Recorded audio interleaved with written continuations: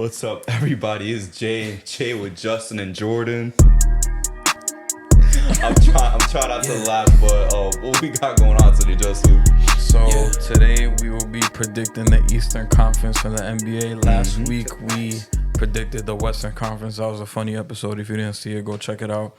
I think Media Day just started this week, or if not, it's gonna start next week. Yo, bitch got some facial hair. Yeah, I haven't seen everything. I'm just waiting on that Knicks Media Day. 100%. Yeah. I'm ready to get into the East, though.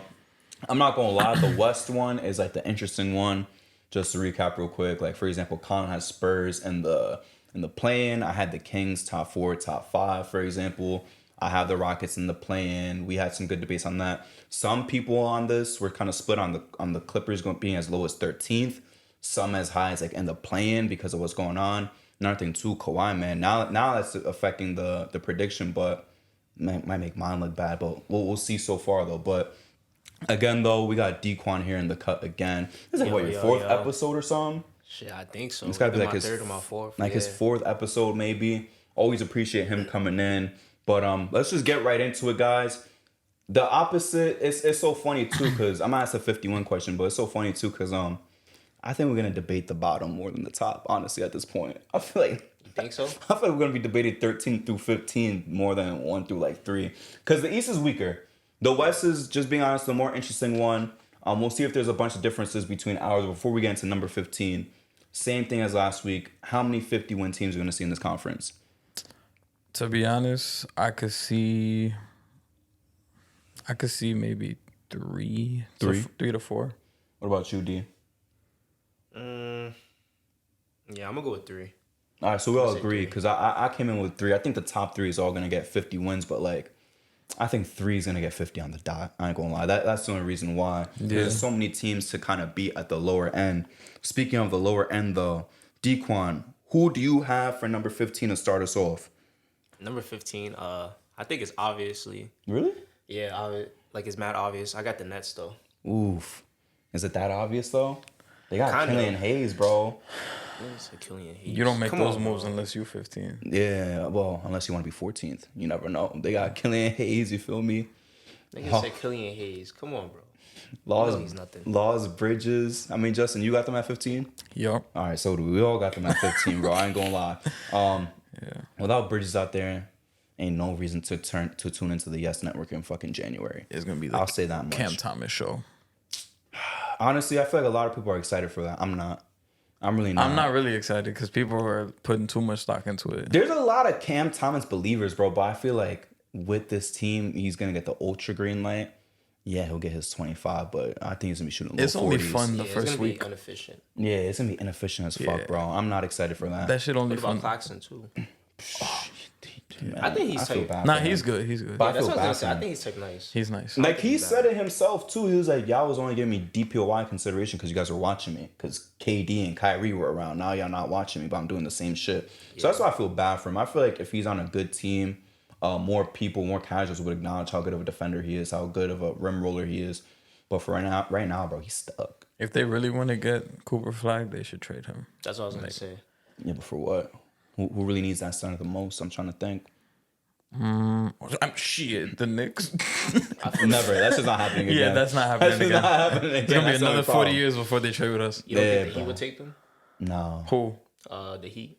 Can't. Nah, they got Bam. They got Bam and Khalil Ware. Yeah, Khalil Ware too. That's the only thing. So I don't even know. OKC would have needed him before Hartenstein. Yeah, they don't need him no more. Clippers aren't really in contend mode anyways. Lakers. The Hornets. And the Hornets, they could fuck around and do that shit. Lakers is a good shot. I can't lie too. Warriors, they flirted with it in the past. That wouldn't be bad. It would be a help, honestly, for that poverty team that they got right now. That shit ass roster. But honestly, that's the only thing. I know we're not doing the watchability thing, but ain't no reason to watch these guys unless you a Cam Thomas fan or like a Nets fan at heart. There's no reason to be watching them. It's just the truth. No cool additions. Y'all got Killian Hayes, good for you, but it's like Laws Bridges, bro. What I will be watching for is not the games, but where is Cam Johnson going? That's what I'm gonna pay attention to. Where Cam Johnson's going. Where Cam Johnson DFS is going. Where Claxton's going. It's just gonna be like where y'all gonna get traded to. Yeah. And that's when that team really bottoms out, bro. But hey, hopefully they get Cooper Flag. I'm not gonna lie, I clown the Nets a lot, but Get something, yo. Also, another thing about the Nets, I'm not hype about Ben Simmons. I don't give a fuck if he worked out with Chris Berkeley. I didn't even mention him. That's the thing. I didn't even mention him. I don't give a fuck if that Like, nigga's come working on. out with Chris Berkeley. Yeah, it's not happening, bro. I mean, Berkeley said he's gonna be nice this year. He He said give him one more chance. That's what he said. Okay. Oh, hold up. There's a good line then. Over under 29.5 games for Ben Simmons. What did he play last year? Nothing, basically. I had him in fantasy, and he only played drafted him? like. Yeah, he was good at fantasy. You remember in like when we was in the call and we were like, oh, Dequan got the straight Hooper draft, and then he picked Ben Simmons. Yeah, I was like, yeah, nigga. There goes Nah, his he was draft. giving me some like. I'm gonna good check right fantasy now. points. He was giving me like 50. He's always a tempting pick. He played 15 games, guys. Damn. That's what I'm He was saying. dogging in fantasy. He had 6 dog and he had 6, 8, and 6. Draymond Green ass stats. You gotta Bro. understand though, it's because how the rebounds and the points add up. Not the points. Assists, maybe. Not the points though. 31 and a half. No, 29.5. Kenny played 30 games. He just played 15. The thing is that he has to play though because this is on contract year, right? Oh yeah. So he has to try. He already made like 200 M's. I'm gonna say yeah. And his I think he's gonna try. I'm gonna say over. And his Yeah. agent even said too, like before he got traded from Philly, he's like, oh, he's what do you call him? What's it called? Like famous people who are just famous to be famous. I forget the word, bro, but it was something like not icon, but something like that. But it was just like, oh, he's like an icon. Like he has to go somewhere that's popping. And I was like, nigga, what? I was telling Phil, I was like, send that nigga to the Hornets, bro. That's what you gotta do. Send that nigga to the Hornets. I'm gonna take the under. His back gonna get, bro, back shit like that. Your back, that's something you don't ever recover from. That's You're consistently like going in and out of games. That shit killed Steve Nash's career. Shit, Dwight survived it. I ain't gonna lie. Dwight survived it, but he was going in and out for a certain point of time. Yeah. He's cooked. I'm not gonna underestimate a nigga that loves the lifestyle. So he gonna try to do whatever he that's can what to I'm play those saying. games. Even if he's not performing, I feel like he's gonna try to do whatever. He's just gonna try to get another contract. I think he's gonna play over. Socialite, that's the word. They call this thing a socialite? Like, come on, bro. So he just wants to be anywhere that's popping. Yeah, he just wants to be popping, go to Fashion Week. That's why I wish like the Pistons would just pick him up. Just let him. He'd suffer probably for a little bit. retire. That's what I'm saying.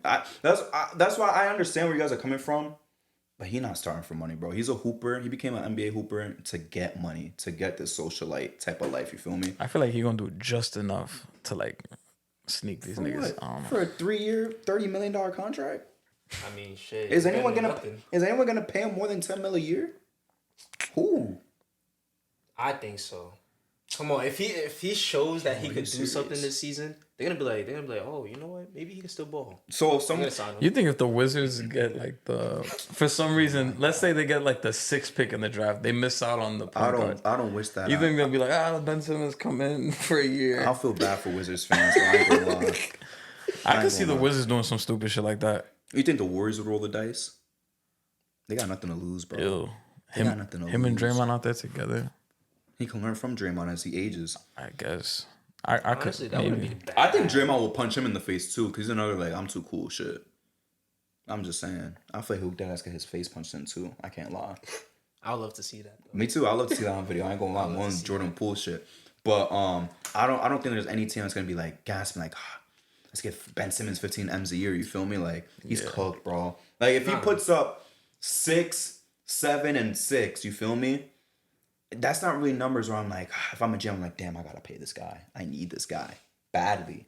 Even to come off the bench. You don't even think that he'll put up at least like 10, No. 7, and No. 10, no. Because remember, when he first got there, bro, to the Nets, I remember telling y'all, I was like, I take Ben Simmons unders every time to start the season. Because that line was like, that shit was at like 8.5. That shit hit every fucking day. 4 points, 6 points, 5 points. Bro, he is not averaging no 10 points. I promise you, bro. Is he still undefeated against the Knicks? I didn't even know that was a thing. It was a thing for a long time. I don't think so. If we played them, no, because we didn't beat the KD Nets at all. I remember we getting not our ass whooped, but we would lose by 2 every time. Every single time we lose in a close game. Maybe it's so undefeated, but I don't really care. It's like fucking Dak against the Giants. I don't want to talk about that. Y'all sold my fucking bet. What'd you do? I just did Giants straight You with a boost. You should have took Giants spread. The thing is too, because my brother was like, take neighbors under 6.5 receptions and 80 yards.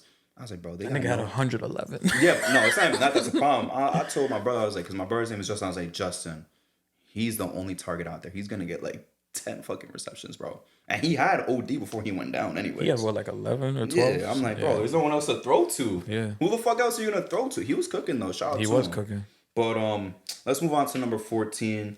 Justin, who you got at 14 this time around? I'm pretty sure. Let me check my list again. Yeah, I got the Wizards here. Okay, I also have the Wizards poverty team. Yeah. Hey, they got Sadiq Bey and Brogdon, Valanciunas, Yeah. Alex Sarr. Not moving you? Bob Carrington was moving me. That's moving you for real? Yeah. Keyshawn George. It's pretty cool. Oh yeah, Keyshawn George too. This team's in a Could've weird. been a Nick. What happened? Could have been Nick. Yeah. This team's in a weird spot too because you still got Kuzma there. Jordan Poole came off of his underwhelming season because motherfuckers was expecting him to go crazy last season, and he averaged what, like 17. I mean, I think he plays better, but I'm not. I think that's out of the realm of possibility. I could see him averaging like 21, but they lost Denny, and now it's really just a young team led by Kuzma, What a vet to have. Kuzma and Brogdon. Oh, well, that's a good vet. Yeah. Brogdon's a good vet. And I would say, I guess Valanciunas too. But I guess Wizards fans, I guess you're just looking forward to, you're just hoping that Alex Sarr is not a bust because, shit, Summer League, that nigga was garbage. With the Gatorade Cup, Yo, for 11. Yeah, he was bad. I think Bub Carrington is nice. I think he's like a guy that he could potentially be a dark horse rookie of the year type of guy. But we'll see. That's really all they have to look forward to because if you hype about Kuzma scoring 25 a game for this team, I'm not really. I think everybody in the Rookie of the Year race is just a dark horse, honestly. Because anyone's fucking with. They should all have like plus 500 odds, honestly. Ain't no front runner at all. Yeah, there really is no front runner. You got the Wizards also, or you got someone else? Nah, I got the Wizards at number 14. Yeah, we all got the Wizards, bro. Yeah. Who's number one option though? Kuzma. Kuzma, Sarr. Kuzma. Think so? Yeah. Until they trade him. You don't think Poole could take back the reins? He had his worst year, bro. Is there any worse he could go? Honestly, Nah, I don't think so. I don't think he's gonna get any better though. that man was He averaged 17. bad 17. Bad 17. I could see him getting to like 21. That man was top 10 in fantasy projection. That's That crazy. was crazy. They really thought he was gonna be the next Harden. Top 10. I he thought was he was number gonna be 10. nice. He was tripping. No, I thought at the beginning of the season he was gonna be good. Nah, I That shit was funny. Every round we would was just be drafting, saying- he would just be sitting Yeah, right that was there. the joke of the whole FaceTime call. Niggas would be like, I need to see what I need. Is Jordan Poole? That was the joke the whole night, bro. I don't even know who took him, bro. I took him.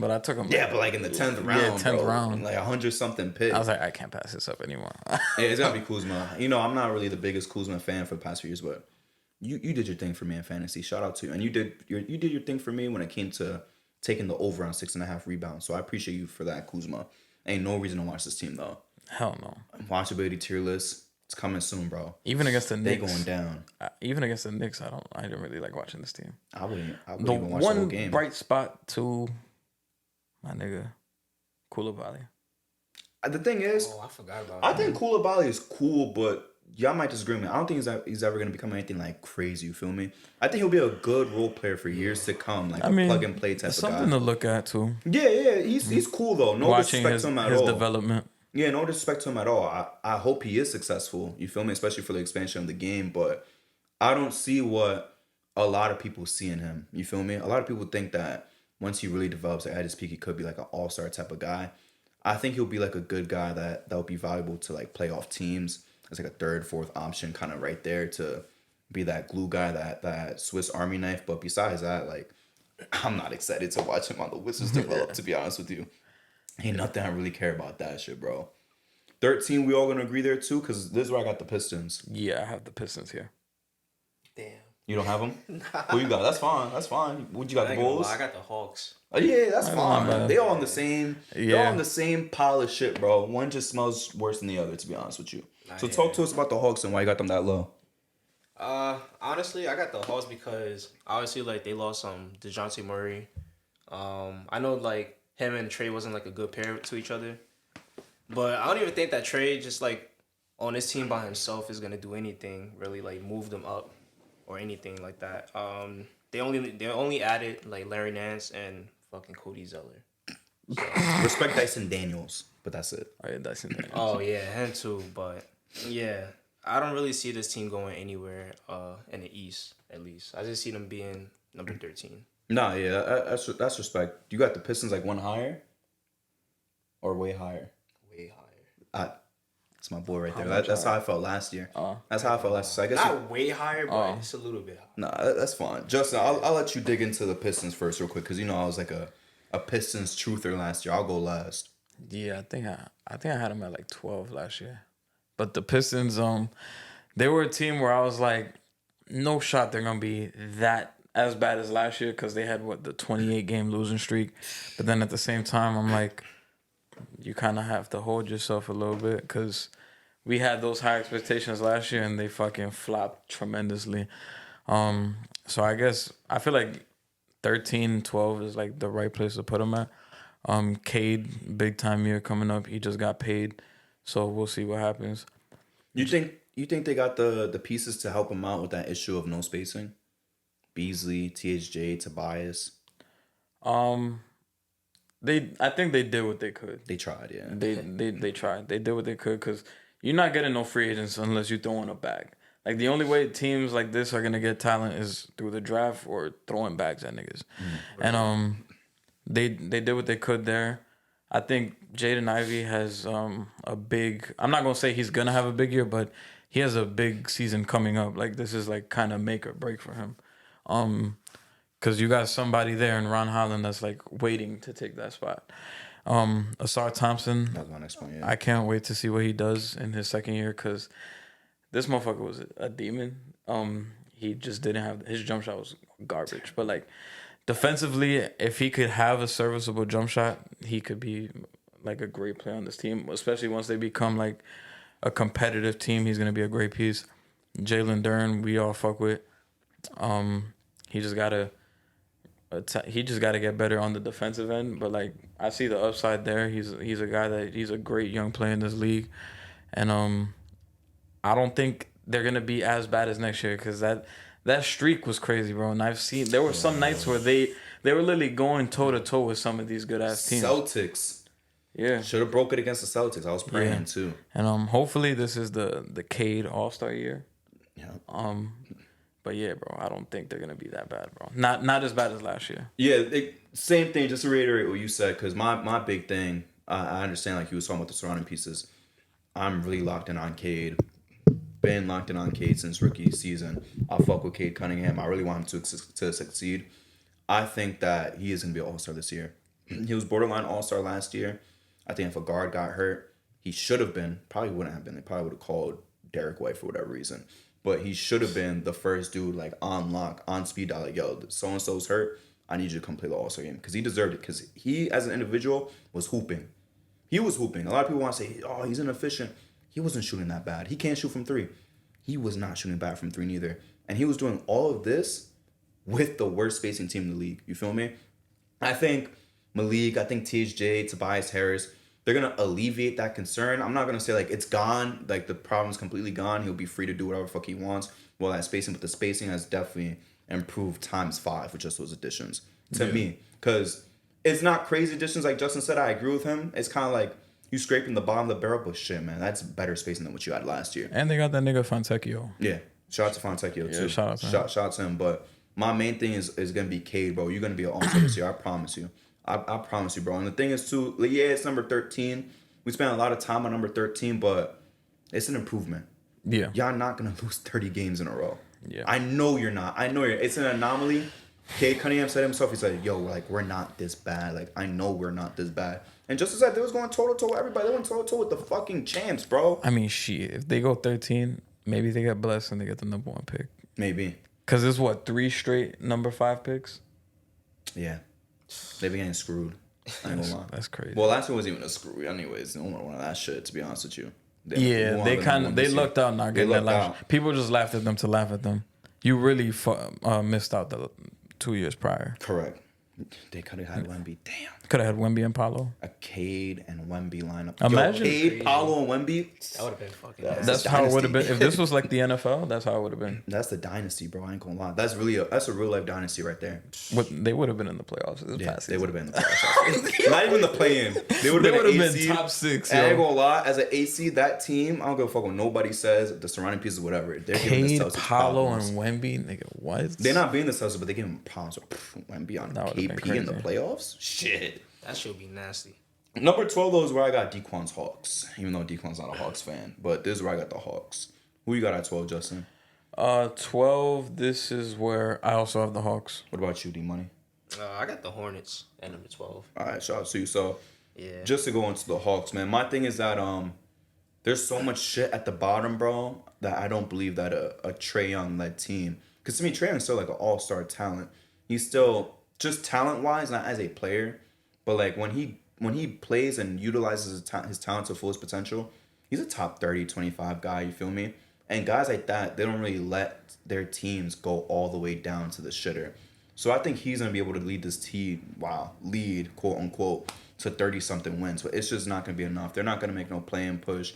The supporting cast just isn't there. I think they're gonna sell a lot of their players anyways, regardless by the trade deadline. Hopefully they raise some value, but losing DeJounte, yeah, like to an extent, it's addition by subtraction because it just wasn't working the pairing. But that team's gonna be so garbage this year. I am not high on Zachary. I don't know about you guys. I'm not high on this thing at all. I have no expectations for him. I don't want to be an asshole either, but that's just the truth. I don't want to be an asshole, but like, I feel like my expectations for Zach is like his peak is like Jabari Smith right now type shit. That's sad, bro. That's so sad. That's how, and I like Jabari Smith. But again, he's cool, bro. Yeah. It's like, damn, that's sad. But that's kind of what I see Zachary being. But yeah, this team have no faith. DeJounte leaving, Trae Young is there, and I guess the shit to look forward to really is to see if Jalen Johnson could potentially be an all-star. I don't think that's gonna happen because a lot of people are kind of jumping on that ship right now. But he did have a good season last year. He's gonna take a jump. But a Kungwu, is he gonna start this year? Shit, I've been predicting that every year and it's never happened. They still have Clint? I think so. Yeah, they do. That's what I'm saying. He's gonna start. They Yeah. paying him money. Yo, they gotta sell Clint. Bro. Yo, Clint, eventually. he keeps a fucking job. How the thing is too, like Onyeka's getting That bad. He's not bad. he's cool, He's but not bad. he's holding down. What? How old is Onyeka at this point? 25. He's been in the league for a while, and he's gotta be 24, 25. Who? Onyeka Yeah, Okongwu. he got to be like. He's been in the league for like 4 or 5 He years. got to be bro. like 24, 23. That's what I'm saying. Like He is stopping his potential. he's getting to that point where it's like, who knows? Maybe Capella's been that roadblock for what could be. I'm not gonna guess, but like a potential all-star, like a really good big, or like just try because he could be as good as fucking Clint, but at least he's younger. He could be just as good as Clint if you let him play as many minutes as Clint does. But at least you know like what you got out of the kid. They don't know what they got out of the kid yet. And to be honest with you, like this year is do or die for him, and it's not even his fault. I'm talking about as a team, as a franchise, the Hawks gotta be like, yo, run out the kid, bro. Let him run out and let him hoop and see what the fuck we got here. Because it's been all these years you never gave him that chance. And I feel For like what? they doing Trae Young a disservice if they keep him the entire season. Clint? Or No, Trae? Trae Young. You think he needs to get traded ASAP? I feel like you got to give it to All-Star break. My thing is though, like he loves the city, right? But again, players say this all the time. No matter where they're playing, it's good PR. But he hasn't made any indication that he wants to leave yet. You never know. Maybe he's willing to stick it through the dirt and try to recruit someone else. I mean, the front office has got to be like, listen, we got to do what's best for us. Word. And we got to get you out of here, That's bro. what I'm saying. They got He's like, give us a list and we'll try to make it happen. And the thing is though, like I don't want to give up a player that has as much talent as him at his age. Because he's another young guy too. He's 25, 26. He's like 26. Yeah. He's not even in his 30s, bro. Like that's why I'm not like rushing to push him out because he's getting into those years where on average you're playing your best fucking years of your career. You're gonna let him go that quick? I feel like my bad. Go ahead, real quick. I was gonna say I feel like only way you don't is if you see a little bit more from Zach that you didn't expect, and then because I think Jalen Johnson is gonna take because he averaged what 16. He was cool. You feel me? I could see him jumping up to 19, maybe 20 flat. If you could do 25, that would be great. I could see him get in there, but if they get a little bit more from Zach, and then we'll see with Dyson Daniels, because now he's probably gonna start now, so He has to. We'll Who see. else is gonna go? To but if they see something that they didn't expect, maybe they keep him around. But if not, it's like we got to do what's best for us. If I'm Trey, first thing I'm doing in training camp, make sure you get Zach's confidence up to the highest, bro. Let him shoot a lot in practice. Let him do his thing. Let him cook. Couple games, let him cook. Days off, take him to Magic. Yeah, I was really, about to say. Yeah, take him out. Take him to Magic. You feel me? Really boost his confidence. You take him to Magic, he'll come out, drop 30 on the Celtics the next night. I ain't gonna hold you, bro. But D, why you got the Hornets so low, man? I want to know why you got them all the way down at 12. Well, the reason why I got the Hornets so low, honestly, like Brandon Miller, he's cool and shit. I like his game and all that. P Mills. But my only problem is that LaMelo Ball, he gotta stay fucking healthy, bro. Mm-hmm. Like that's fucking killing him. You know, like this nigga has not been healthy for a full season. Has he?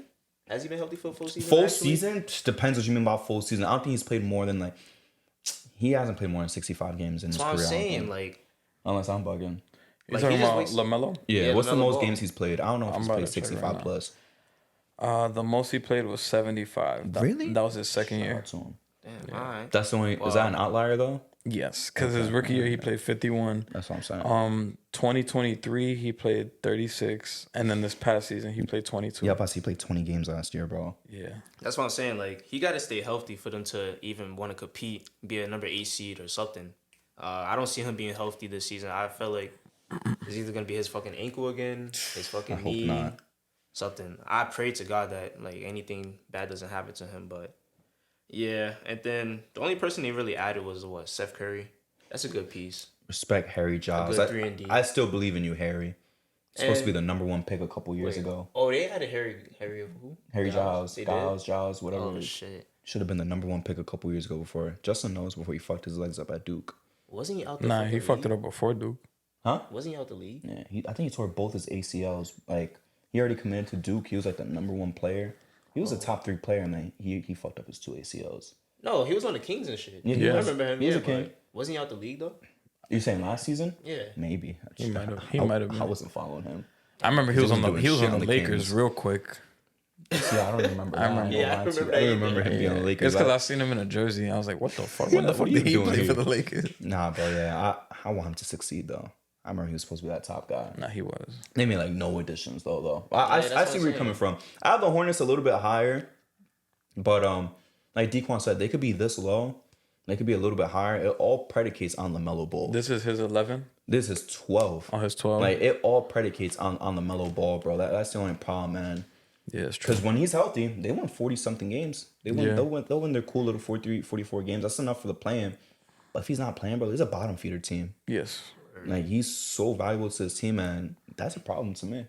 Honestly, your whole team predicates on a guy who's not even a top 40 player for you guys to make the play-in. That's bad, bro. Last 2 years didn't even play 60 games. That's what I'm saying, bro. last two Combined. seasons. Combined, yeah. Yeah, combined, you ain't played 60 games, bro. That's a problem. And it's not his fault. He's not choosing to get hurt. But, bro, his lower body, pause. It's just cooked. That's crazy. It's beyond cooked, bro.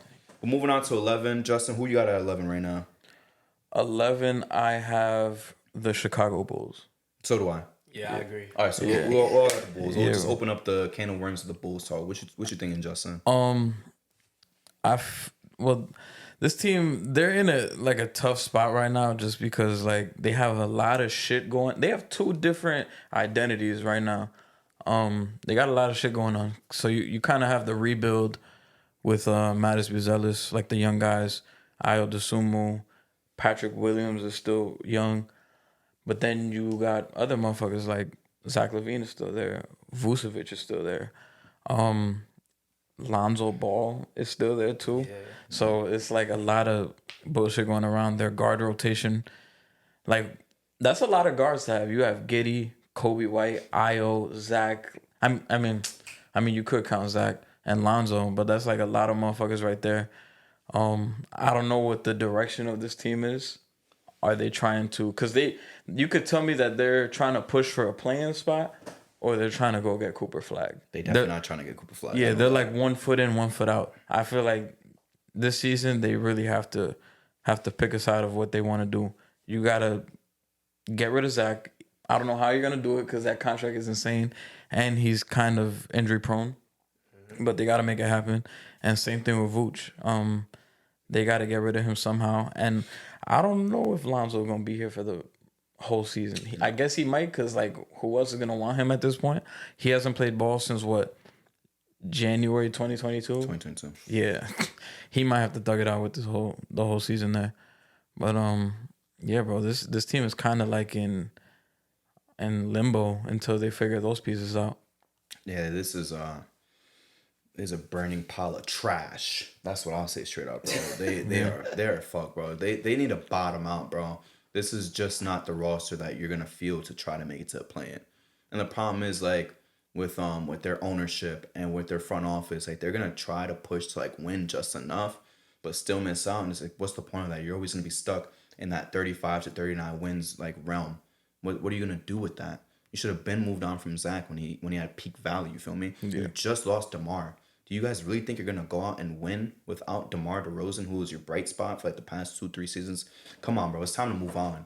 It really is time to move on. I'm not gonna be high on Lonzo. No disrespect to him, but it's like you say, he's coming back from not playing nearly 2.5 years of ball. Yeah. We can't put those unrealistic expectations on him that he's gonna be just as good as he was before. It's gonna be a transition period. Cause he could be practicing, he could be doing 5v5s with contact, light contact, whatever. But the thing is, it's not the same as NBA ball, as a real fucking NBA game for 48 minutes. I don't know what he's gonna do, and I don't even want to give him any type of expectations at this point in time because I don't know what's right to give him. Should I expect him to be that great defender that he was before, that led that team, was a big part of that team, winning so many games, being a one seed? Should I just start off low and be like, hey, man, maybe you could get us like 9 points, 5 assists with some okay defense? I don't know. But at this point in time, if he looks good, sell him. Fuck if Levine looks good or not. Sell him no matter what, honestly. Just sell him, bro. Vooch, oh my God, I don't even know who wants to take him. Who wants to take Vucevic? Nobody. Do anybody need him? Nobody needs him or wants him, bro. Oh, hey. Maybe the Pels, if the Pels want to fuck around and grab him, but it's like that's the only team that would like kind of be interested. And even then, what are you going to get from the Pels that has any value? Brandon Ingram? Because then what? Sure, he's cool. Cool, but guess what? You still stuck in that realm of, all right, maybe we'll win 42 games instead. They would be like, yo, we want Misi. Yeah, fuck around with the Bulls. They might really ask for that shit, bro. And be happy that they got him. No disrespect to him, but like, and be happy that they got him. Like, come on, bro. And ownership, bro. They probably don't even give a fuck because it's like, even if the product out there is bad, they're going to be number one in attendance every year. Nah, fuck them. Fuck them, because they the same things that have ownership over the White Sox. Fuck Reinsdorf, bro. Fuck you, bro. You a bitch. I just want to put that out there. He's a bitch, bro. There's a bigger bitch I want to talk about later on, but he a bitch, bro. Fuck him. He don't want his team to win. He just cares about profit. What you want to say about the Bulls, though? Because this team is ass. Honestly, I already summed up everything. This team is a straight fucking garbage. Is Giddey going to do anything? Wait, who? Is Giddey going to do anything? Damn. Honestly, damn. Nah, I'm probably he averaged like 11 points, like 5 rebounds, like 4 assists. Is he starting?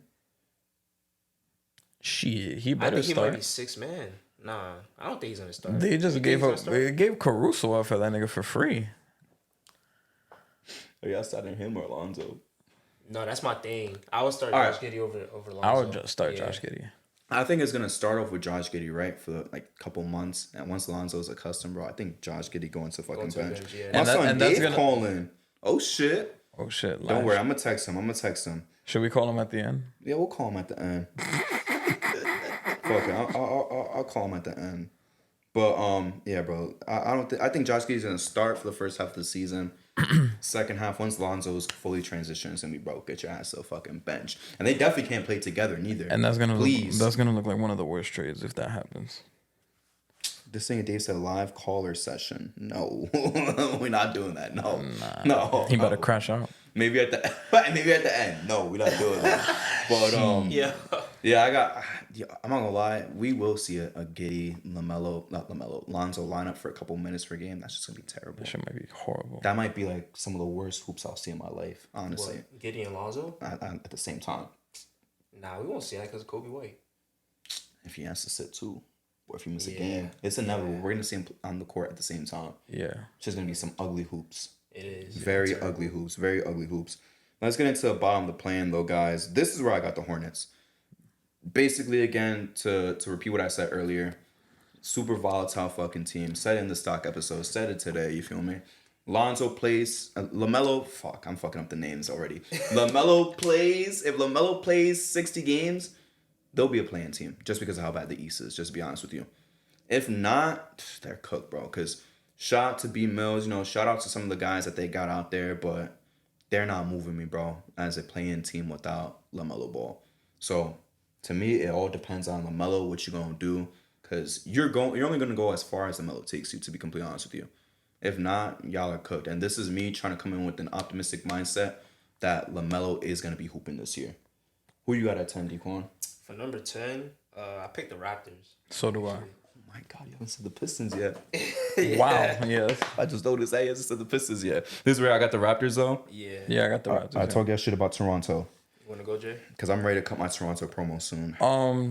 Yeah, I'll go real quick. The Raptors 10, kind of talked about it in one of the past episodes, like with all the people that were in the play-in last year.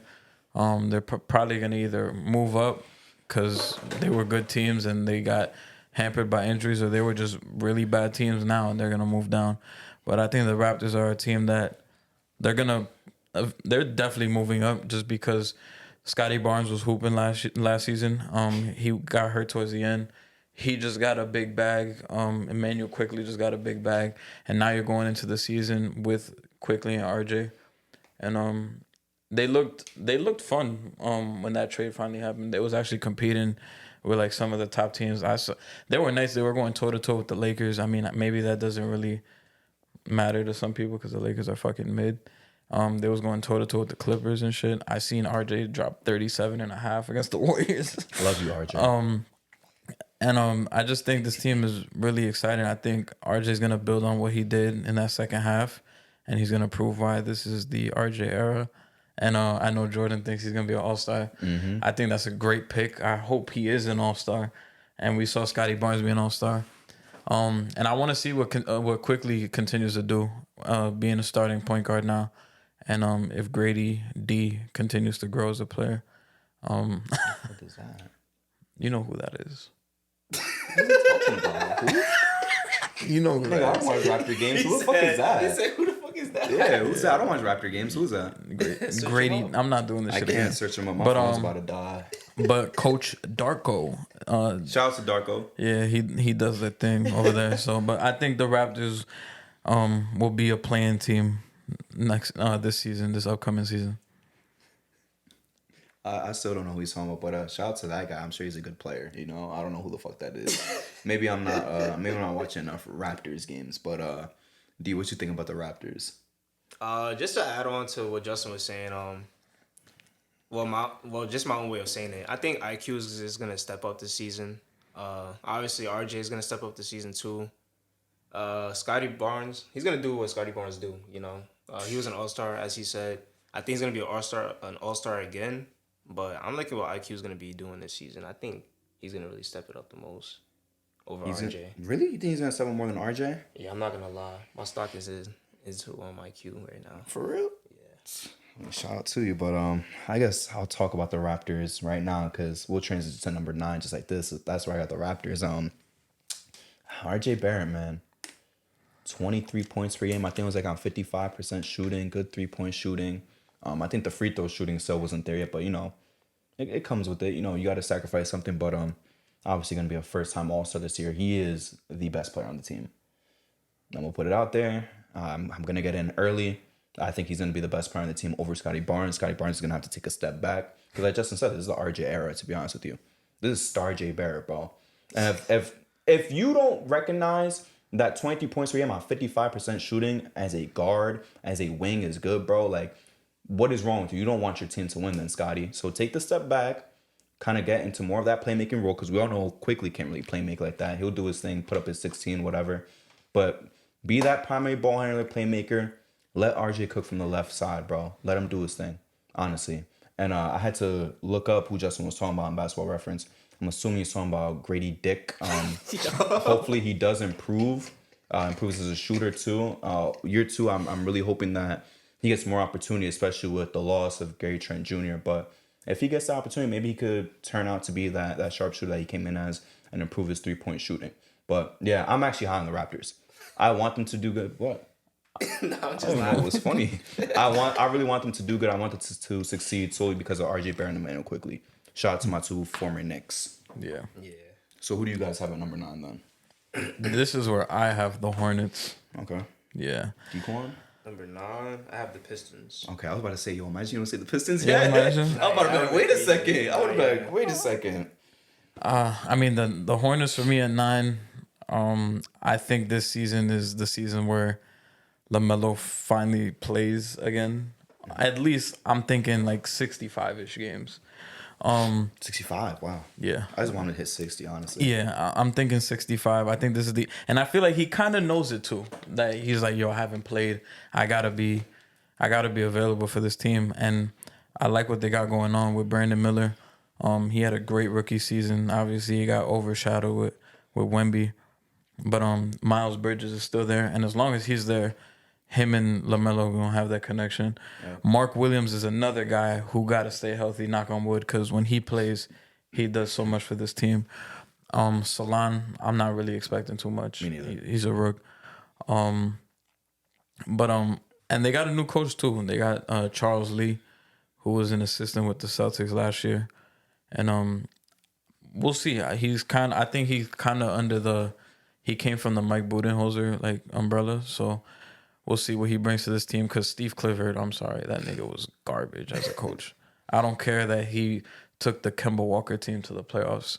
His vibe, his philosophies don't fit with what this team should be doing, and I'm excited. Hopefully, he could bring something different. I think Brandon Miller is the type of motherfucker that he could have. I think he could be a 20-point per game guy next season, and he's gonna have nights where it's like, yo, is this his team now or is this LaMelo's team?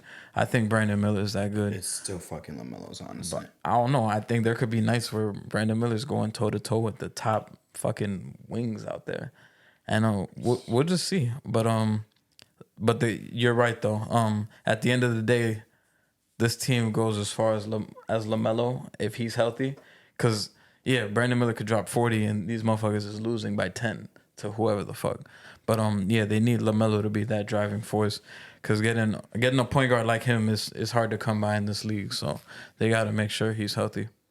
Nah, yeah, definitely agree with you. Just want to say about Steve Clifford. If you a team and you just want to win like 30 to 34 games, sign him, bro. You are locked to win like 30-something games. Less than 35, but more than 29. Every fucking time, bro. That team would be a fucking 10 seed, 11 seed. D'Antoni with this team would have been lit. Yeah, D'Antoni with this team would be lit. But when it comes to Steve Clifford, bro, you only get him if you want to win 30-something games. That's it. Yeah. You're never going to win no 40 with him, honestly. So, D, who'd you have now? You said the Pistons, right? Nah, yeah, I had the Pistons at number 9. Why you got the Pistons as high, bro? Be honest. Well, I'm not going to front. You a Tobias Harris fan? You got his jersey? I do fuck with Tobias Harris, but when he's in the playoffs, he's fucking trash. He is trash. At least you don't got to worry about that. Nah, I just like I think Kate Cunningham is just gonna put this team to another level this year. I also like Jalen Duren. I like what he did last year. He actually shocked me. I didn't even think that he was gonna be that nice until like I saw what he was putting up, the numbers on the boards, and I was like, damn, the blocks that he was getting too. He was on the board. The points, and I always see that the addition of Tobias Harris too is gonna help that push. Even though like he's a bad playoff like performer, but he's a good end season like performer though, if that makes sense. You know what I mean? I know he's hype, bro. He got no pressure anymore. Nah, yeah, that's what I'm saying. But I think that he's gonna put up a good like 18 points for them, maybe 20. Yeah, I think like what he did like with the Clippers and shit. So that's why I got them at number 9.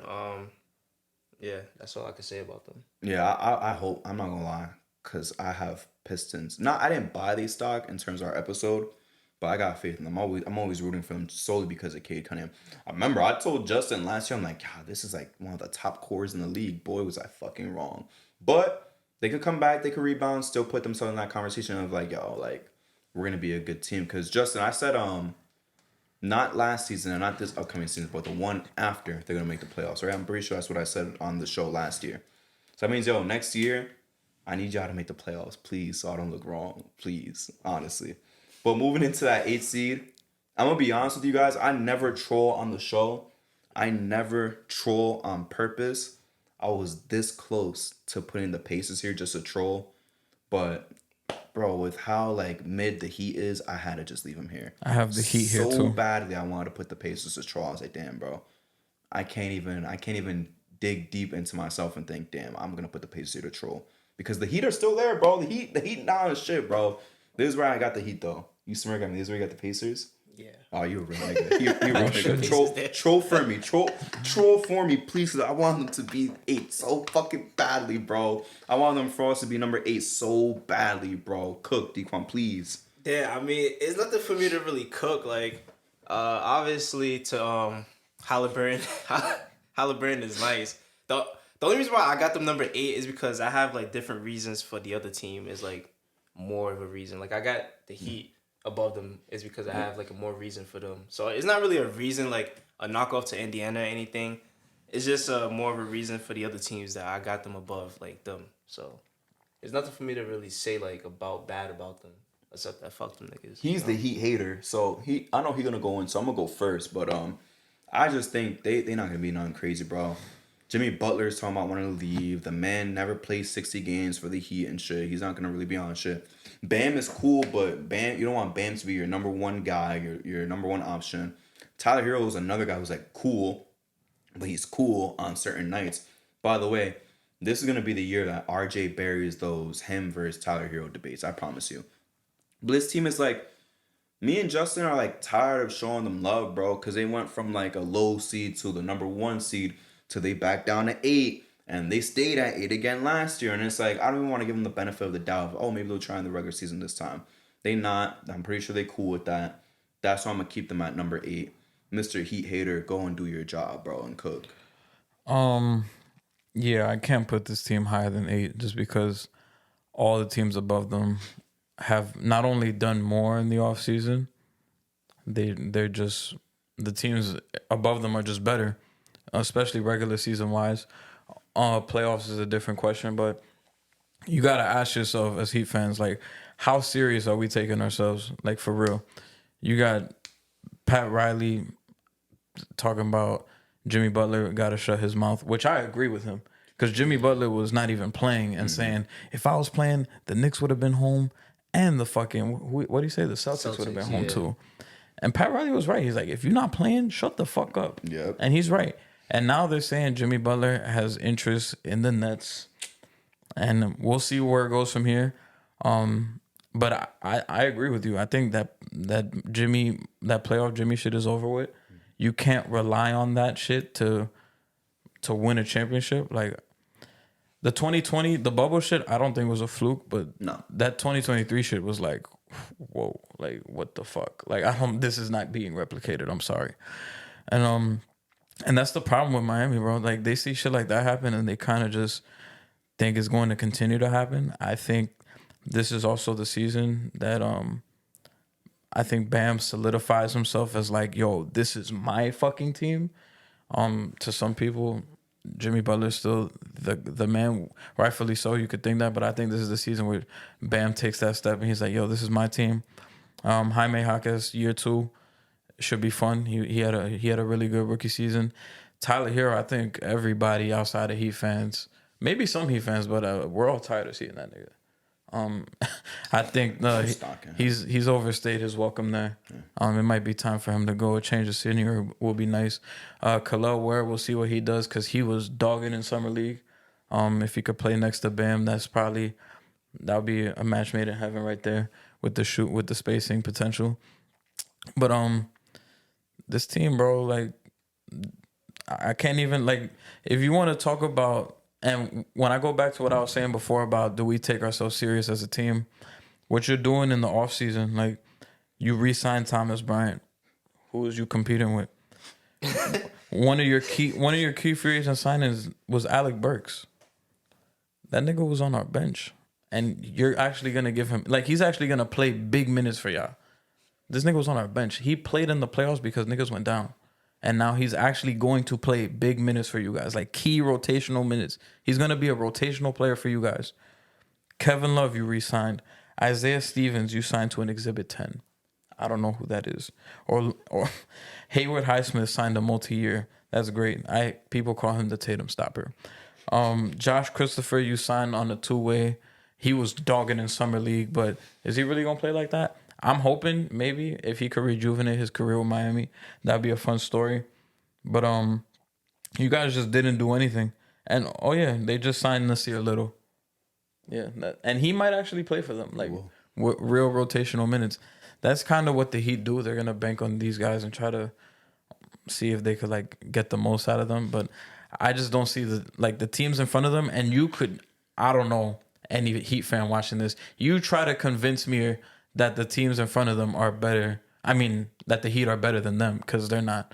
In a playoff series, maybe I'll take some of the teams a little bit higher. Maybe I'll take the Heat in a playoff series just because the Heat have that experience and shit. But in terms of regular season, like standings and finishing, the Heat, they just got to be 8 seed. You know what the Heat remind me of, bro? To put into like a real life application. The Heat is like the dude who goes to the bar, right? You go to the bar with him, right? And it's like, you see Damian Lillard, you see Donovan Mitchell, you see all these stars, right? Oh, she's bad. She's bad. She's bad. You do that shit the whole night, right? You see it's 2:30. Everything closes at 3. You're starting to get desperate. Like, oh, I gotta get somebody. And you take, just to be nice, the more plump, not as attractive girl in the corner, because you gotta score on something. You gotta get something. And that's what the Nasir Littles, the Josh Christophers, all this shit. All night you spent, she's bad. Ain't say none of any of them. Ain't make no serious offers. Ain't like, oh, I'm panicking. I need something. I need to go home with something. And then you do that shit. That's the perfect analogy. That's the Miami Heat. That's the perfect analogy. What'd you say? They didn't make no moves. Oh, yeah. I think it's something now. In the corner, on your phone. I know, but at the end, he was like, I need something. That's a great analogy, though, because they'll do that. They'll get the plump woman. They'll take them back to the apartment, and they'll turn into DMX and Prone Bone, and they'll act like they're Jimmy Jordan. And be like, look, guys, look what I did last night. Nah. DMX Pro Bowl. Only if niggas knew about that. Yeah. That's really what the Heat are. Oh, yeah, let me get my 8th seed right here. Yo. Look at my 8th seed real quick. Let me get Nasir Little. Oh, shit. Let me get Terry Rose. Oh, I can't trade for Dame. Let me get Terry Rose here, bro. Yeah. Y'all not high on Scary Terry? Oh, I forgot they have Terry Rose. Yeah, everyone forgot. Who gives a fuck? Him and Tyler Hero fit is fucking stupid. Yeah. You can't play them. You can't play them together. It's redundant, bro. It's very redundant, bro. And that's why, like, I don't know why Heat fans was like hype about that acquisition, bro. It's like, again, bottom of the barrel. Y'all got the worst person y'all could out of everybody that was on that trade market. If they didn't have Tyler Hero, I'd be like, all right. Yeah, it's cool. But All right, let's be honest. We was trying to get Terry Rozier too. It was on the Knicks. I'm good, bro. yeah, I'm good on that. I didn't want him. You wanted him before. When? A couple years ago? Not last year. This was Not before last year. Jalen Brunson, bro. Couple years ago, fine. We had nothing. Might as well roll the dice. But last year, fuck no. The year before that, fuck no. You feel me? And it's crazy, bro. They gotta really think about the post Jimmy era, because no stars be walking through that door. Mm-mm. If you think about it, everybody they've gotten there is really just through the draft. Yeah. And like the thing is too, like people always say, like Heat fans will say, like when someone's like requested a trade, they'll be like, the Heat are gonna get him. Yeah, you guys will always be in talks. You guys will always be, so and so is looking at the Nets, the Lakers, the Heat. But it's like, bro, you never get them. You never fucking get them.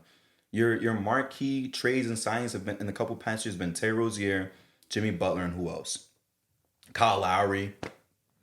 Besides Jimmy, ain't no fucking star, bro, that you've signed or traded for. Goran Dragic actually was their last big trade. To be honest with you, I'm not even counting Scary Terry. If I'm not mistaken, Goran Dragic might really be their last big trade that they've made in a while. And that was in the 14-15 season, I believe. Yeah, that was the 14-15 season. I see my guy back there in the window. Shout out to him. But let's get to number 7.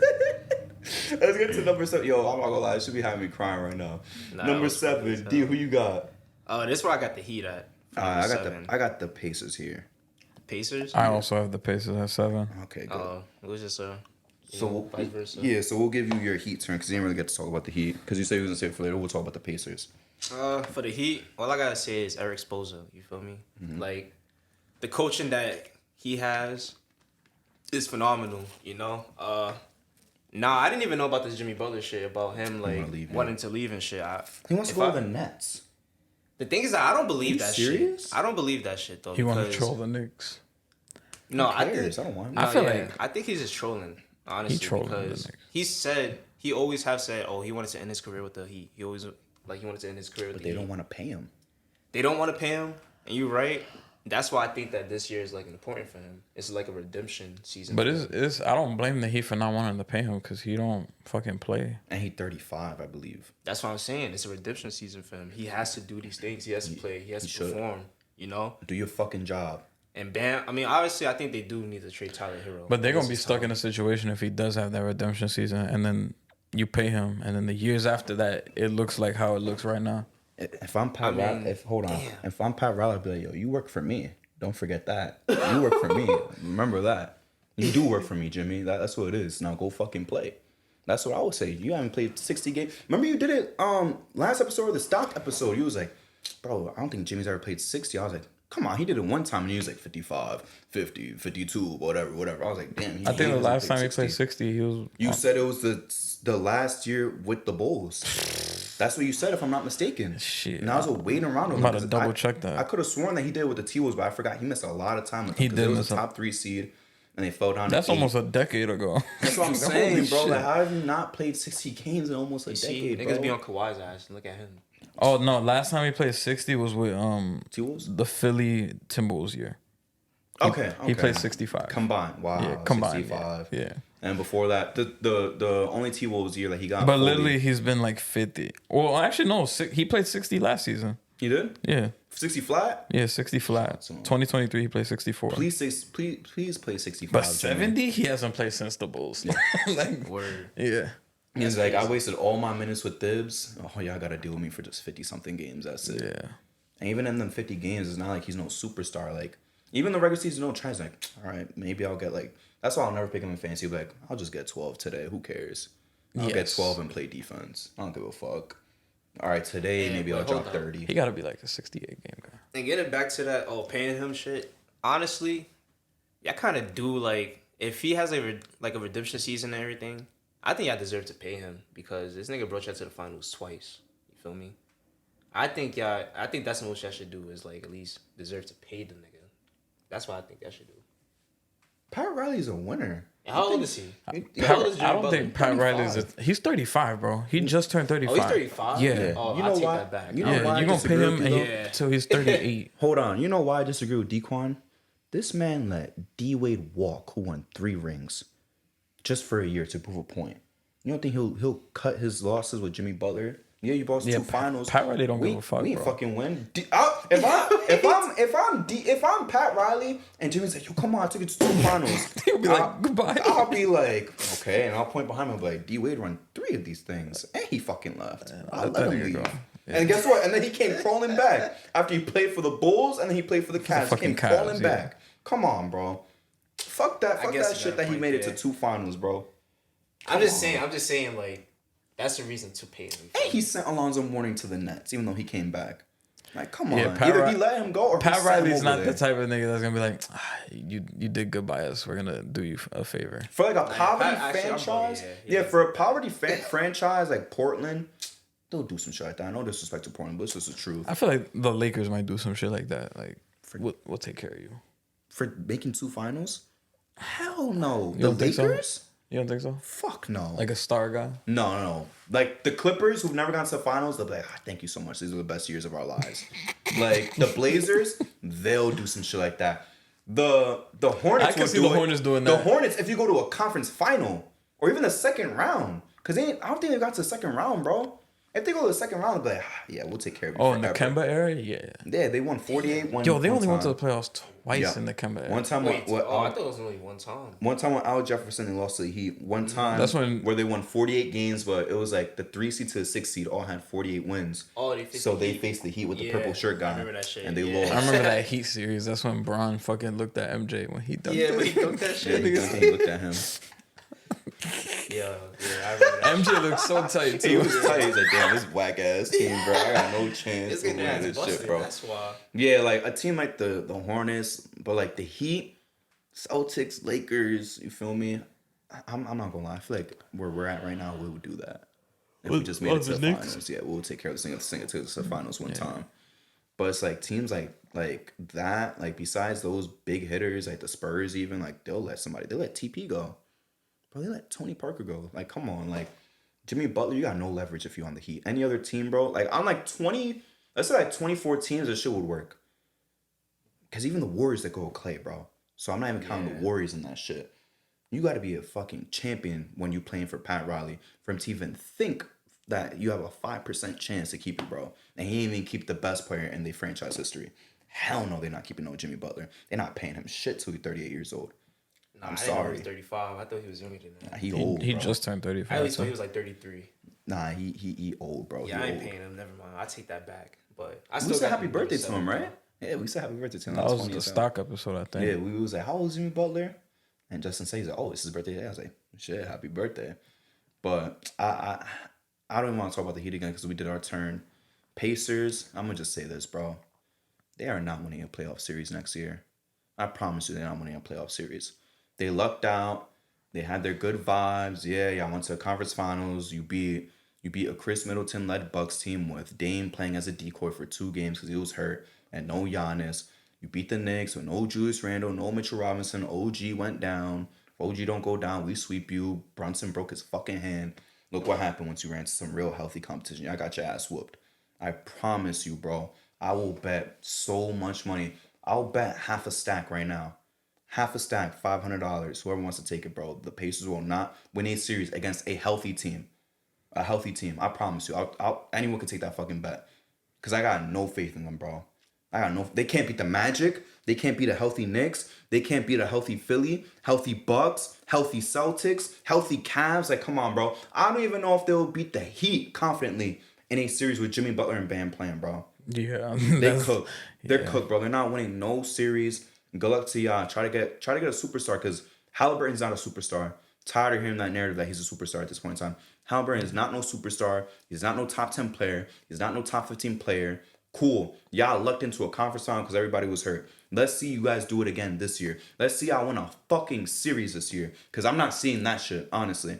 And Pacer fans is talking mad loud the past couple of months, bro. I got no faith in y'all, bro. Y'all not winning 50 games. Y'all keep saying we sleeping on you. Y'all just went to the conference finals. Who cares? We all sleeping, like Justin said, with the AC on, bro. With the fucking AC on. With 100 milligrams of fucking edible in my system. That's how much I'm sleeping, bro. AC on, knocked out for 13 hours. I'm not worried about no fucking Pacers, bro. I promise you, I'm not worried about them.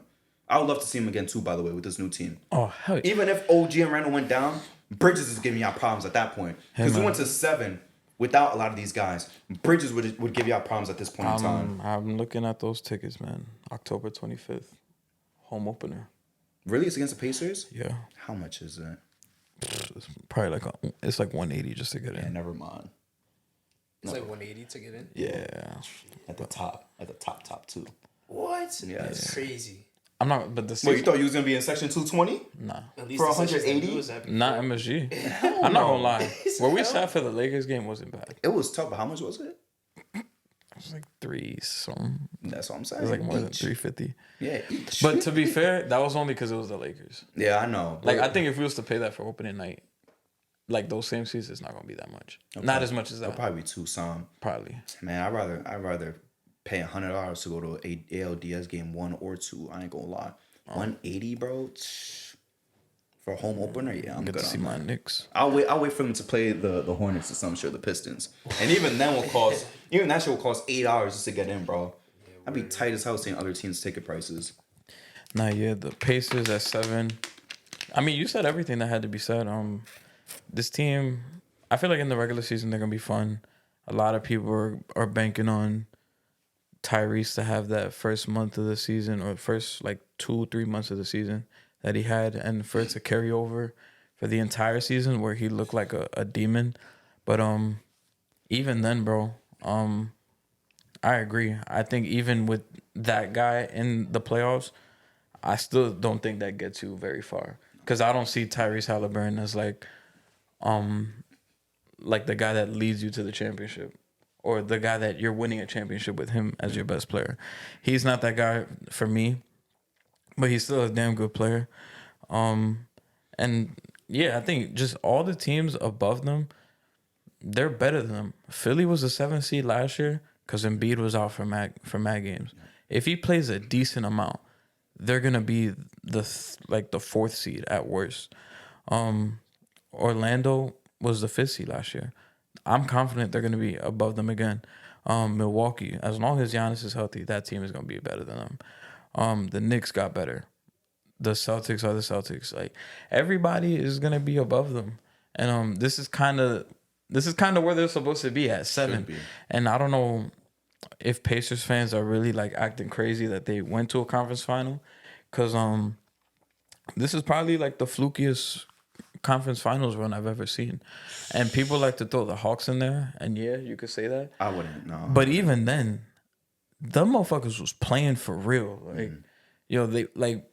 I thought the Knicks was gonna win that series, and the Hawks literally just smoked us. They smoked us. They outplayed us, and then that first game against Philly in the second round, the Hawks won. And after that, I was like, shit, they could win this series.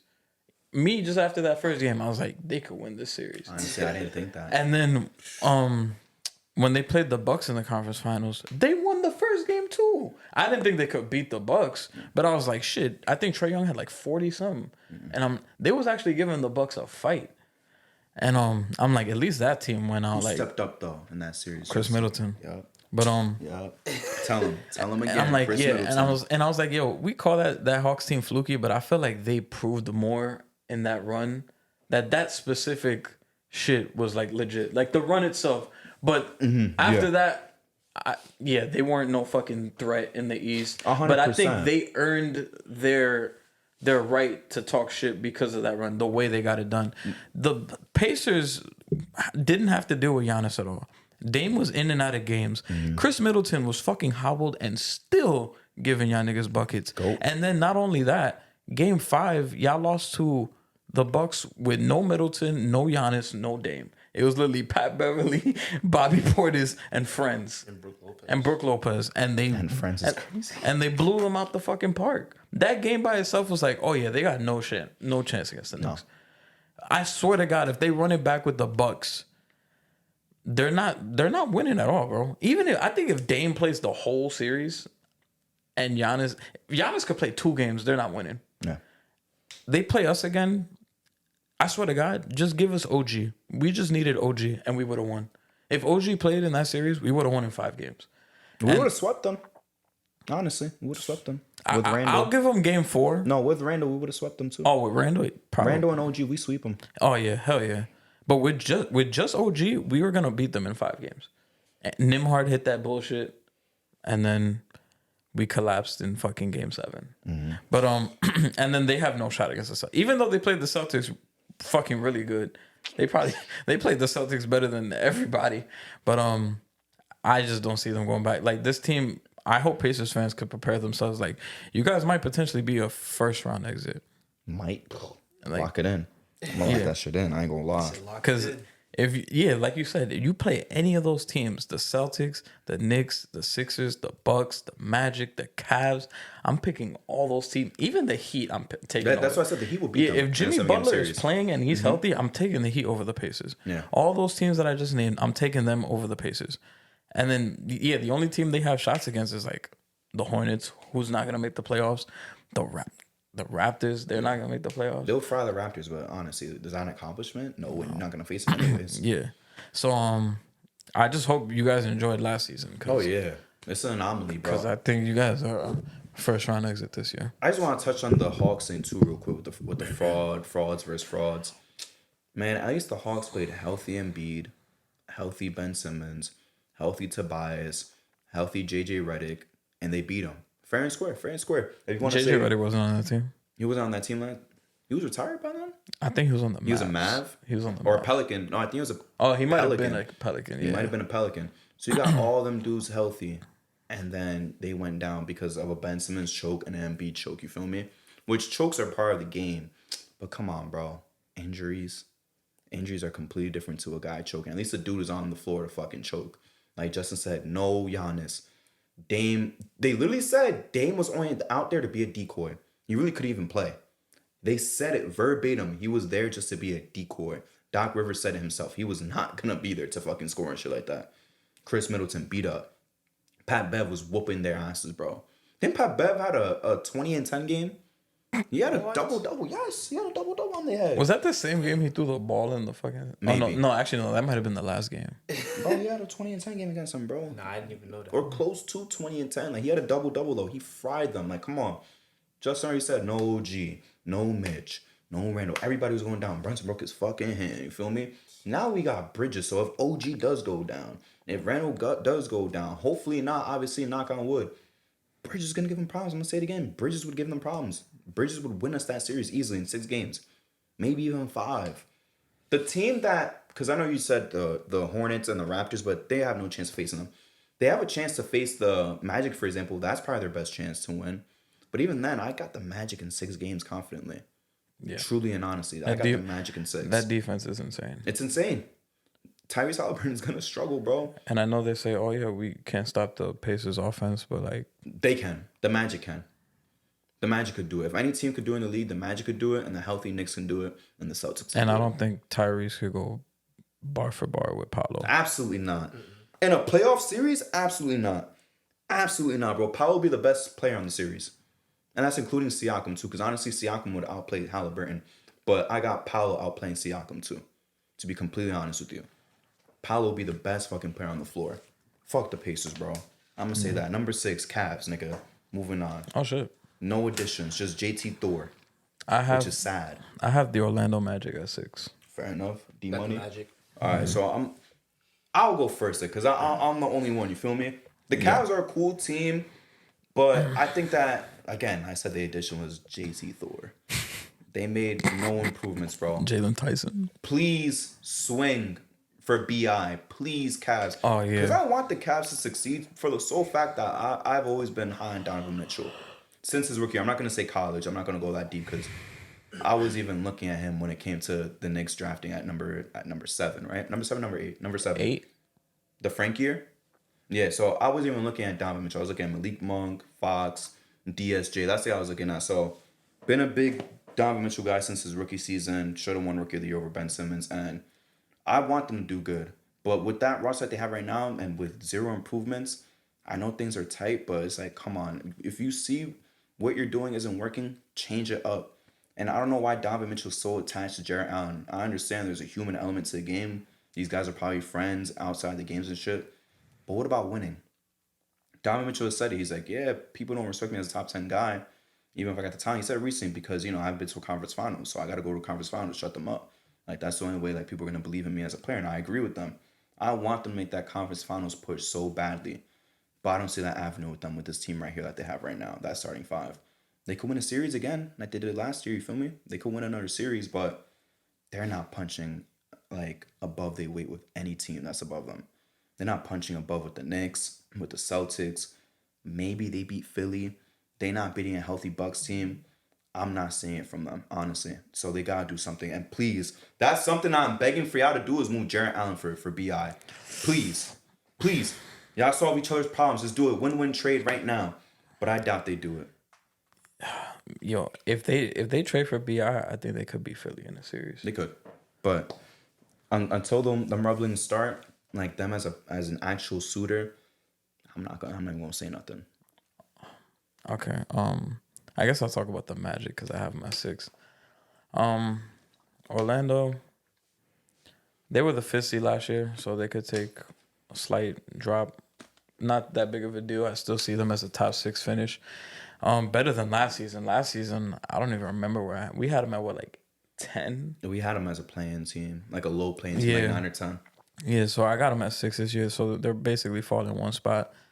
Well, to be honest, I see them anywhere between 5 and 6. Like that's where they're gonna be at. They're not gonna have a home court playoff game, but yeah, I think Paulo year 3. I think everybody's excited for that. What he could be. He was a first time All-Star. I think he's only gonna improve even more. What he was able to do in that playoff series, literally fucking carrying them in moments. Franz Wagner just got paid a stupid bag. Good for him. We'll see if the jump shot comes back because his jump shot just fell off completely last season. Jonathan Isaac, hopefully he's healthy because if he is, I like him. It's gonna be dangerous with this team. When he was playing at the 5 in the playoffs, hopefully Anthony Black takes a step up. Jalen Suggs he found his identity with this team, and hopefully he continues to improve and shit like that. Wendell Carter was a good spot.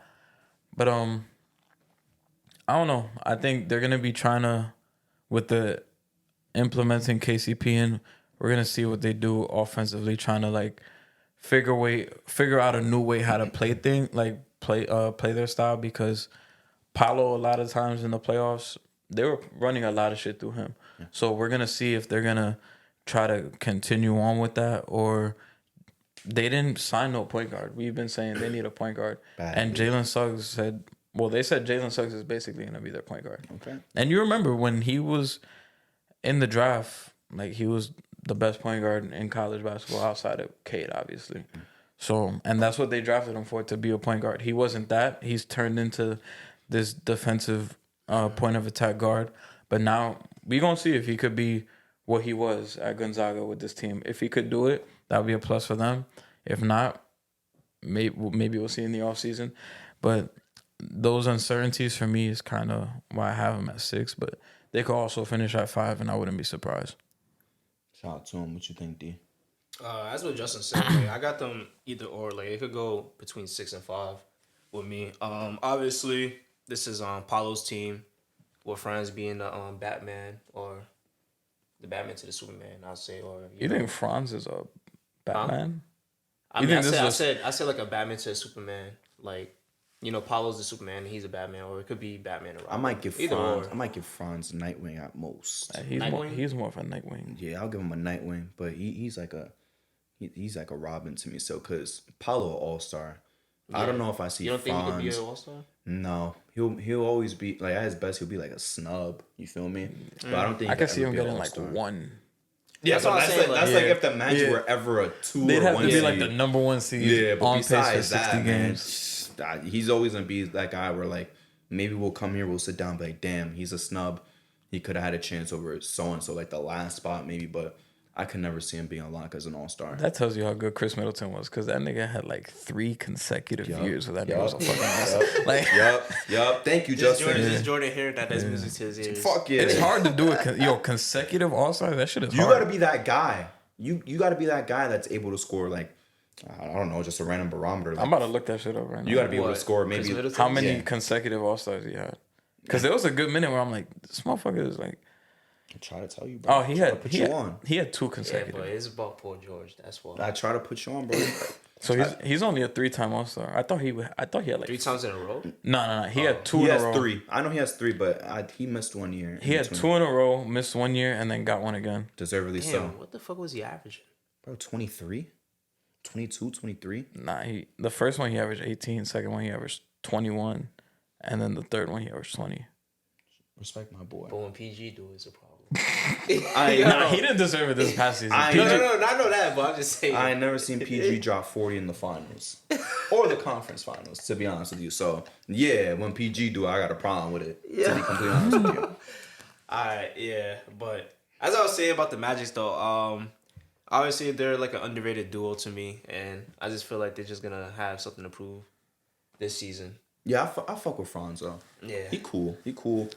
Hopefully Anthony Black can be a little bit better, bro. Honestly, just improve. I know what Justin's saying is it's not like him coming out of like his mouth, his opinion that, you know, that Suggs could be like the point guard of the future. I don't see that. Great defender, you feel me? That's all we need from They're him, literally doing because they have no option. They have no option, bro. I wish they went some sort of move.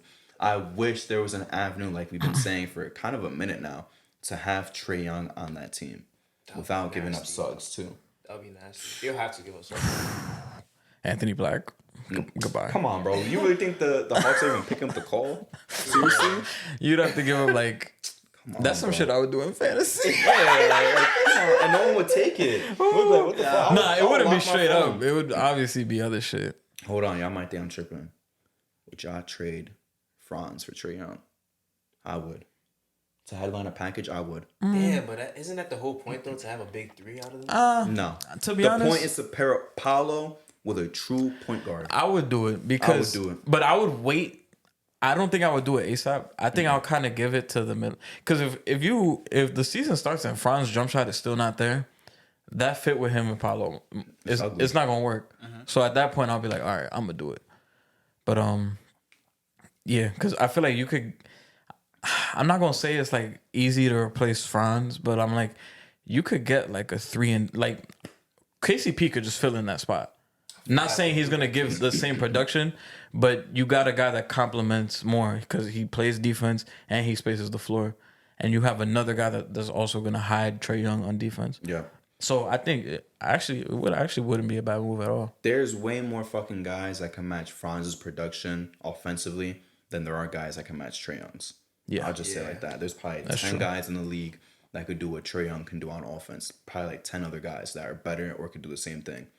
Franz, no disrespect to Franz, like, yeah, it's cool, like 17, 18 points, but with the league that we have today, how many guys average 17 to 18 points? A lot. Even 15 points would be more than enough with good shooting and decent defense. That's all we need.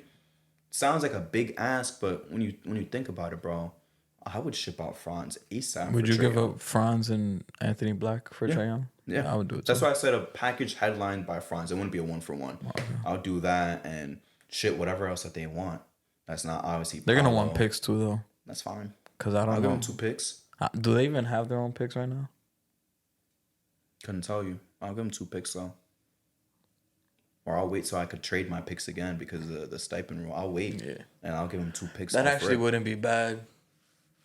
That's the best fit for Trae Young. I know a lot of people were saying the Spurs, pair him with Wemby or to the Lakers, but to be honest with me, this low key would be my fafavorite spot. This would be fire. They're young. You got the defense to hide him. And he could run the offense. A budding superstar as young, like could barely drink a fucking beer. That team could beat Philly. They could be Philly. Yeah. They could be Philly. 100%. Trae Young, him and Paolo and KCP, yes, they're beating Philly. I'm confident in that. No disrespect to Philly. I love fucking with Philly, but 100%. And for that reason, that's also. You don't think they could? Yeah, they would. Come on. I think they could beat Philly. I don't think so. I think so. What is Paul George doing against that defense? Trae Young and Maxey are going band for band. I'm asking you. Paul George. I'm asking though. I'll say like if like Paul George and Joel Embiid like pulling the choke job, then yeah. They are gonna pull the choke job. Yeah, especially Paul George. Come on, D. Let's put it like this. I love the Knicks defense. Maybe you guys disagree with me. I think the Magic are a little bit better than us on defense, right? I think so. I think they're a better defensive team. If they couldn't beat us with Maxey and you talking about last season? Yeah. Okay, last season, yeah, but right now, I think we're before good. Bridges. Right, but there's what I'm putting into context. Our team last season was really good defensively, right? And Embiid still dropped 50, for example. Maxey still gave it his all. They lost in 6. This is a better defensive team. And you tell me Paul George's not going to choke against them? So KCP going to be like... yeah, and Paul George's going to go, I don't want to go to the basket. Sidestep. Or then pass the fucking ball off. We might see instances where Jalen Suggs is on Paul George and Paul George doesn't attack him. I'm not going to lie. I hope that's a playoff matchup now. Oh, I do too. Because I want to see this nigga lose again. Nah, I think they're going to beat him. I think Embiid is going to put his fucking cock in his mouth. Paul. I'm just saying, bro. If Maxey and Embiid playing their best couldn't beat the Knicks, they not being the Knicks, especially when we factor in that Paul George is going to choke. Because Paul George in the playoffs contributes a little bit more than Tobias Harris. I feel like if Philly wins that, they're winning it. Maxey just dogged though. I'm sorry to cut you off. Maxey just dogged. No, he dogged. No, I said and Maxey gonna dog too. But that's my point. Maxey just dogged and Embiid just cooked, and they still lost to the Knicks in 6. So against a better defense, with Paul George choking, they're not gonna beat them either. We just never know. We just gotta see. I'm not. I Gonna don't know. I just feel I'm like excited to watch I feel like at this point of Paul George's career, bro, when it comes to the playoffs, I feel like if Philly does win series, it's gonna be in spite of him, not because of him. It's gonna be because of Maxey and Yeah. Embiid. 100%, 150 fucking percent, bro. I believe it. Let's save the Because Philly talk niggas for be later. acting bro. like it's 2017, but it's not. Let's save the Philly talk for a little bit later because we'll get to them soon. Obviously, my number 5. Maybe you guys got Philly by now too, but this is where I got the Magic. Kind of just gonna transition straight into it since you guys already talked about the Magic. Phenomenal defense. Addition to KCP is gonna address a little bit of their spacing issue. You still gotta do way more. Hopefully they do make a move. If it's Trae Young, shit, I'll be very happy. If it's someone else, even better. But they still need that lead point guard to do what they need. They just finished 5th with the roster they had last year with that terrible space and that incredible defense. They didn't make any additions that's gonna make the defense fall off at all. If anything, they just made an addition that's gonna help improve it. So I'm very confident in the Magic to kind of sustain they spot as a top 5 team again next year. They're not gonna really improve, but again, that's okay because you don't always want to improve as long as you're not going down. Yeah. And to me, I'm projecting they don't go down. Who do you guys got to round off the top 5? At 5, I got the Cleveland Cavaliers. Yeah, I got the Cavs too. All right, that's fair. Yeah. That's fair. So we just switch Yeah, our just shit. Our reverse shit it. was switched this time around. Cavs, I said at the stock episode, this team won 48 games last year with Mitchell going down at one point, Garland going through his shit, and Mobley being out at one point. Now they're gonna be all starting the season together, healthy, and they got a new coach, man. That's really the two things I'm banking on is Darius Garland having a better season than last year, which I think is gonna happen, and Kenny Atkinson involving everybody a little bit more in the offense, and it's not so heliocentric around Donovan Mitchell. And I think they're gonna do that. They're gonna make it an emphasis to get Darius Garland more involved and see if they could like just work together off each other, kind of like how they did that first year where they played together. Jared Allen, you brought him back. You said the fit might be redundant, but he's still a solid like 17 and 10 guy. So, and doesn't hurt to have that. Evan Mobley, his growth might be stunted offensively right now, but what he gives you defensively is still a plus. And if everybody's healthy, I could see them. They could be the 5th seed. They could maybe even be the 4th or 3rd seed if the teams up top deal with injuries and shit like that. And if Donovan Mitchell, he's a guy that for the last 2 years, he's been in MVP conversations. And if he can continue that with what I think Kenny Atkinson could do with this team, they're going to be one of the top. They're going to be for sure a top 5 team in the league, in the East to me. Before D goes, I just want to ask you, because you did mention Evan Mobley. This is going to be year 4, correct? If I'm not mistaken. Yeah. He's going to be going to his 4th season, if I'm not mistaken. Just want to ask you guys real quick. I know it's early. Maybe it's early, but I feel like kind of when I talk... Actually, no, this is year 5. Yeah, so when I talked to Colin about it, resident Cavs fan here, we kind of agree that there's not really no other level to him. Is it time to kind of give up on giving him those unrealistic expectations of like being an all-star guy? Like we projected him to be like this Chris Bosh type of offensive piece, but it's kind of not panning out that way. Maybe because of Jarrett Allen being in the way, but is it time to kind of lower expectations out for Mobley and just kind of be like he's gonna be a cool 16-point per game guy with good defense, but never an all-star? Or all-star for the foreseeable future, to be fair. I'll say that also for the future. Yeah, I would say that as well. Because it's just a situation. Like, unfortunately, he can't do that, especially with Jared Allen in front of him, who gives you more nights offensively, especially efficiently. And then Donovan Mitchell with the ball, he's a damn near MVP type of guy. And I just don't think he's going to do that with this team.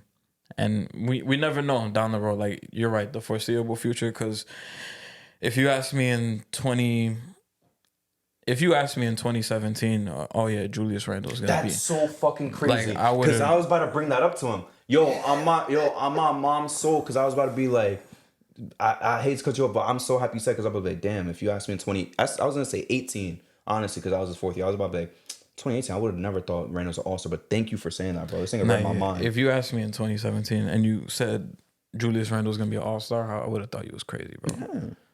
I said 2017 because I think that year with the Pelicans, that nigga was dogging. He was dogging. I mean, didn't think he was an all-star. That was 18-19, yeah. Yeah, 18-19, but like the Lakers years, if you told me he was gonna be doing what he's doing now, I would have been like, What? Yeah, okay. because I've been watching that motherfucker since college, and that motherfucker had no jump I thought he was shot. watching him in high school. Or am I tripping? Ball his life mixtape, that don't count. Yeah, it do count. It do count. Come on. That's so crazy. He dead in my mind. That's crazy as hell. What's your input though, D, for the Cavs? My input for the Cavs, honestly, my thing is that I think that they should trade Darius Garland. I think it's time for him to get like a new scenery. The reason why I say that too is because I don't think that him and Donovan Mitchell could like hold the ball like for too long together. Donovan Mitchell is too much ball dominant.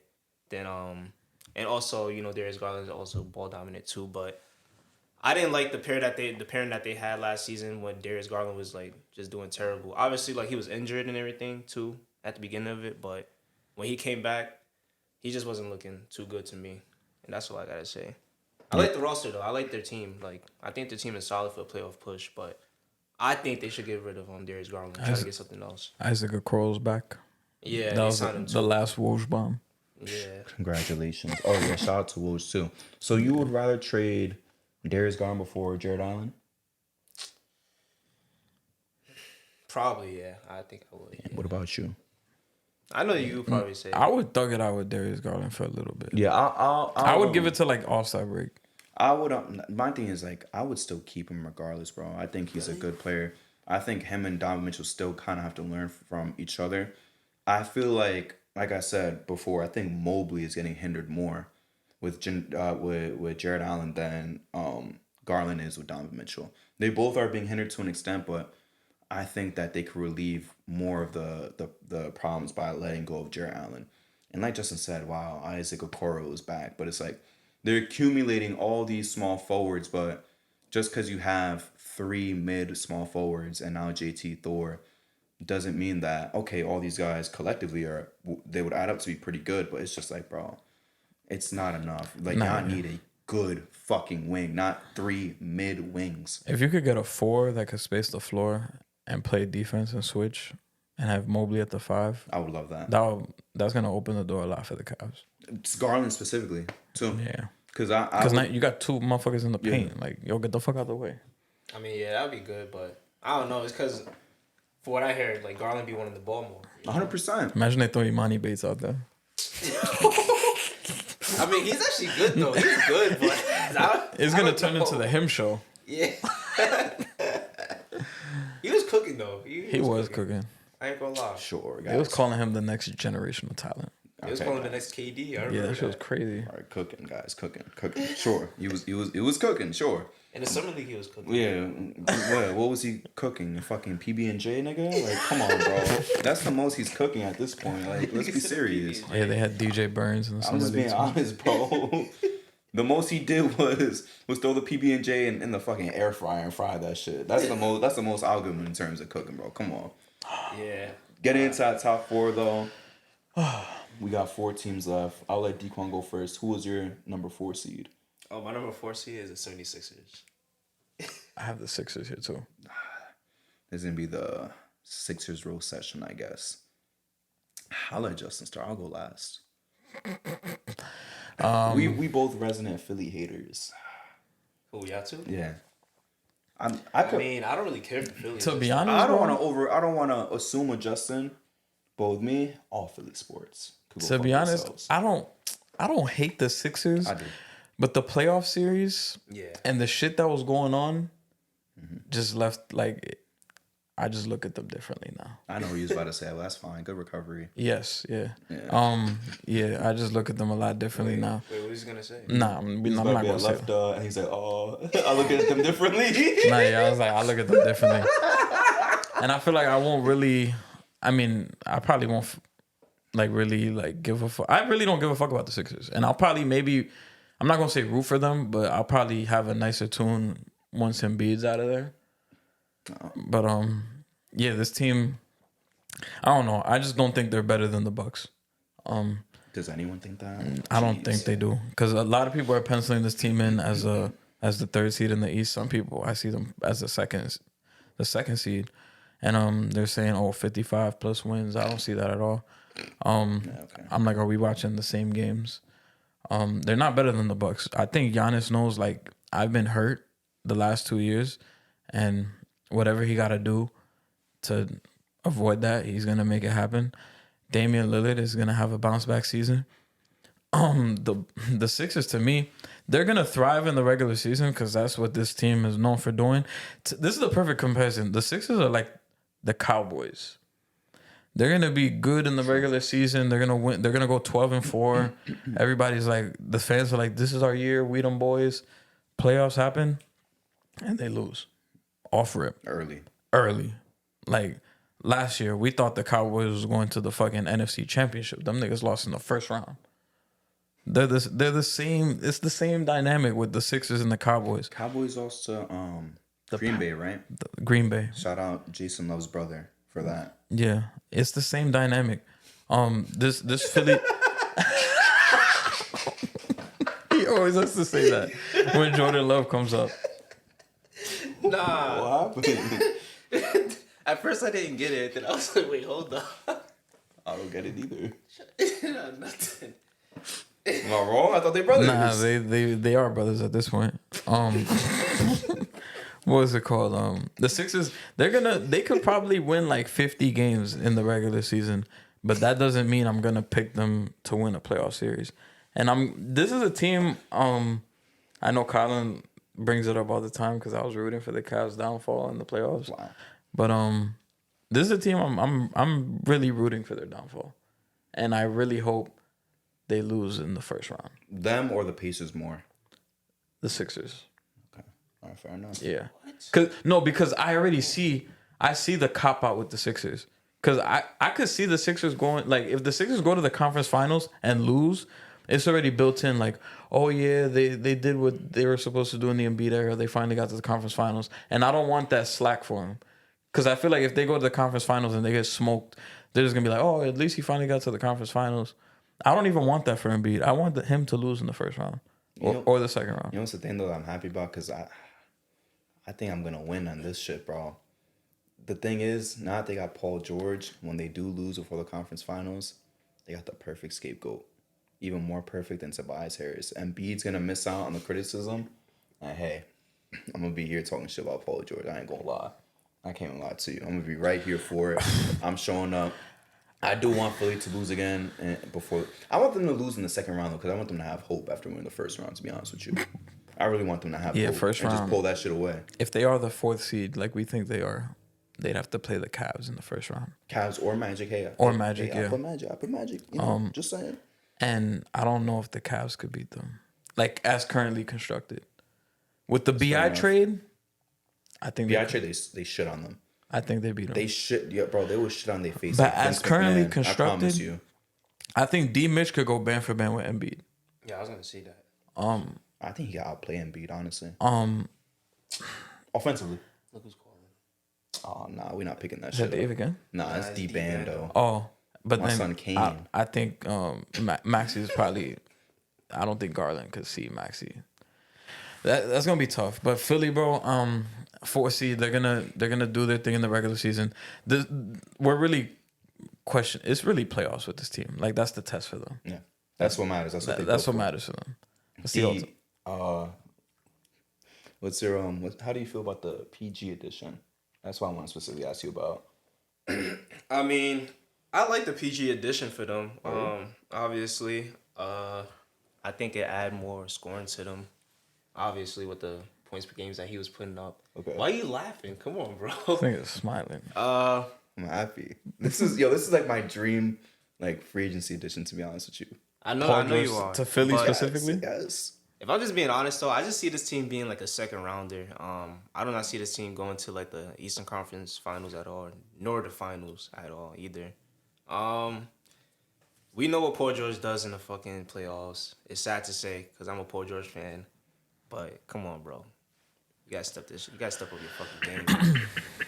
Embiid, he be choking too, so I don't know. I don't know what to say. I just see this team as being the same as last year, just with the addition of Paul George, I guess, and it's not moving me nowhere. It's just staying where they was at before. You know what's moving me more than Paul George? Yabusele.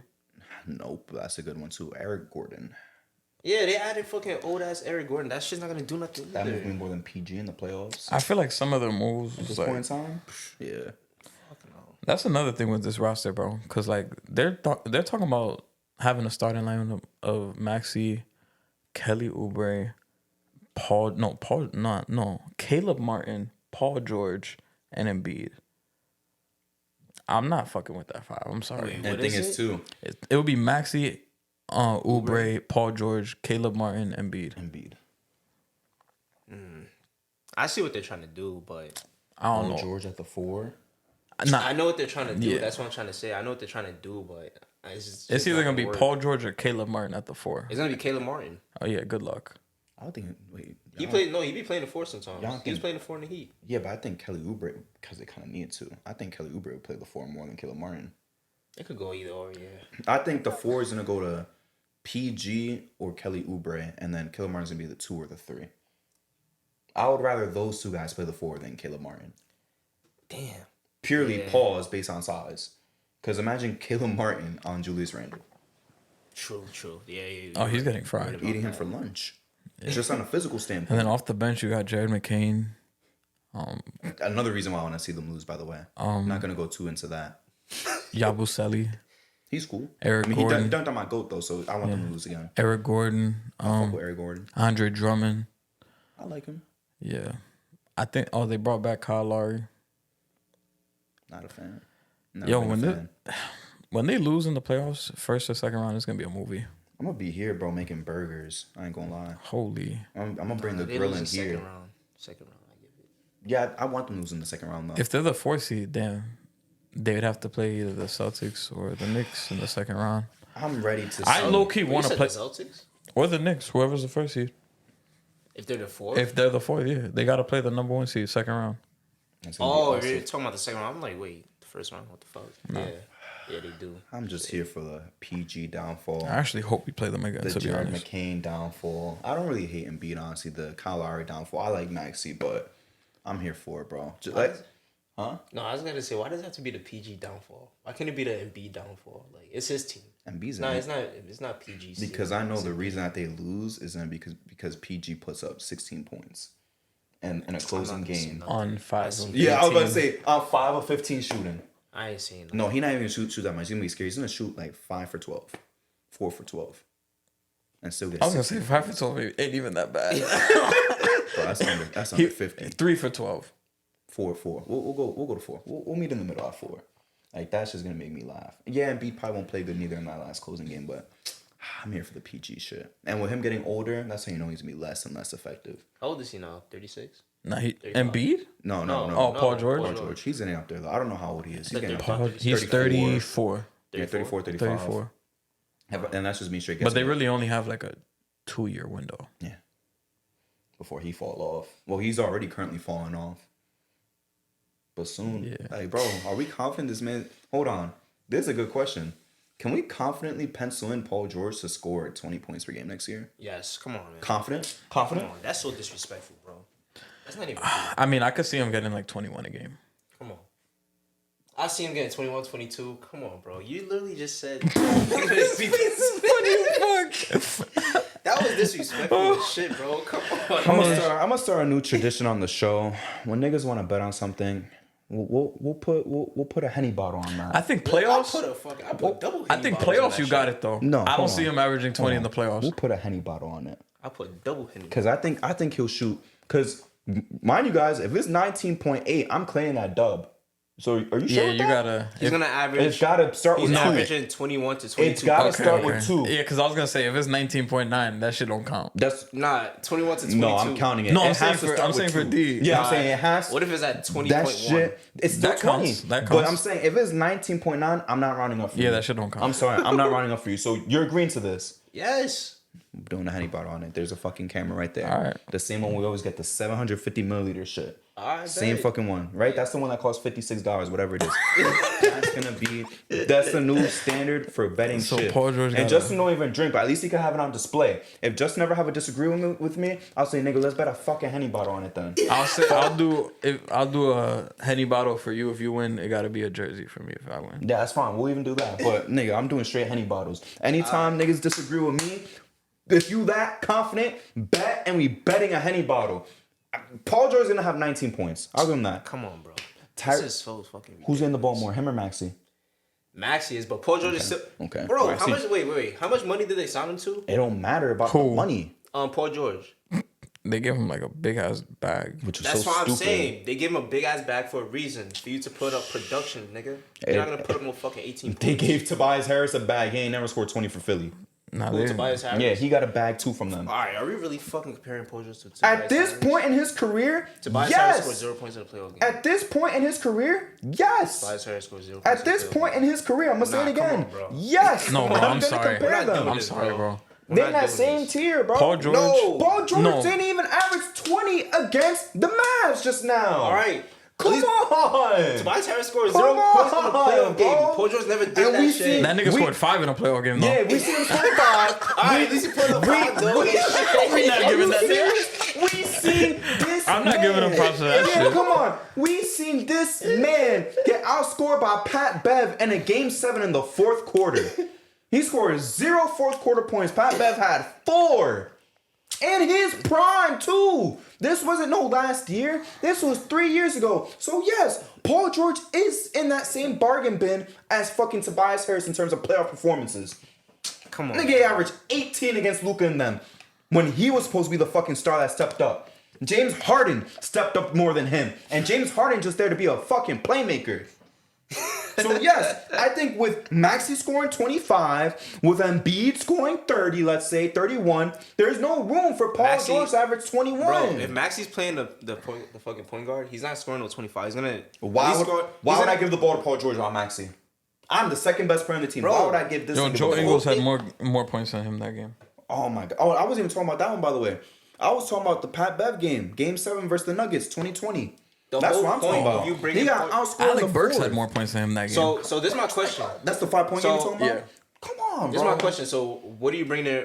What are you bringing Paul George there for then? To score in a reduced role and then play defense as the third He's best gonna player. be the number 3 guy. How many Paid third you- best No, players he's gonna be the score number 20? 3 guy. But how If many he number paid- 3 score 20? He's gonna score 20, bro. How many number 3 score 20? Even on the Celtics, they number 3.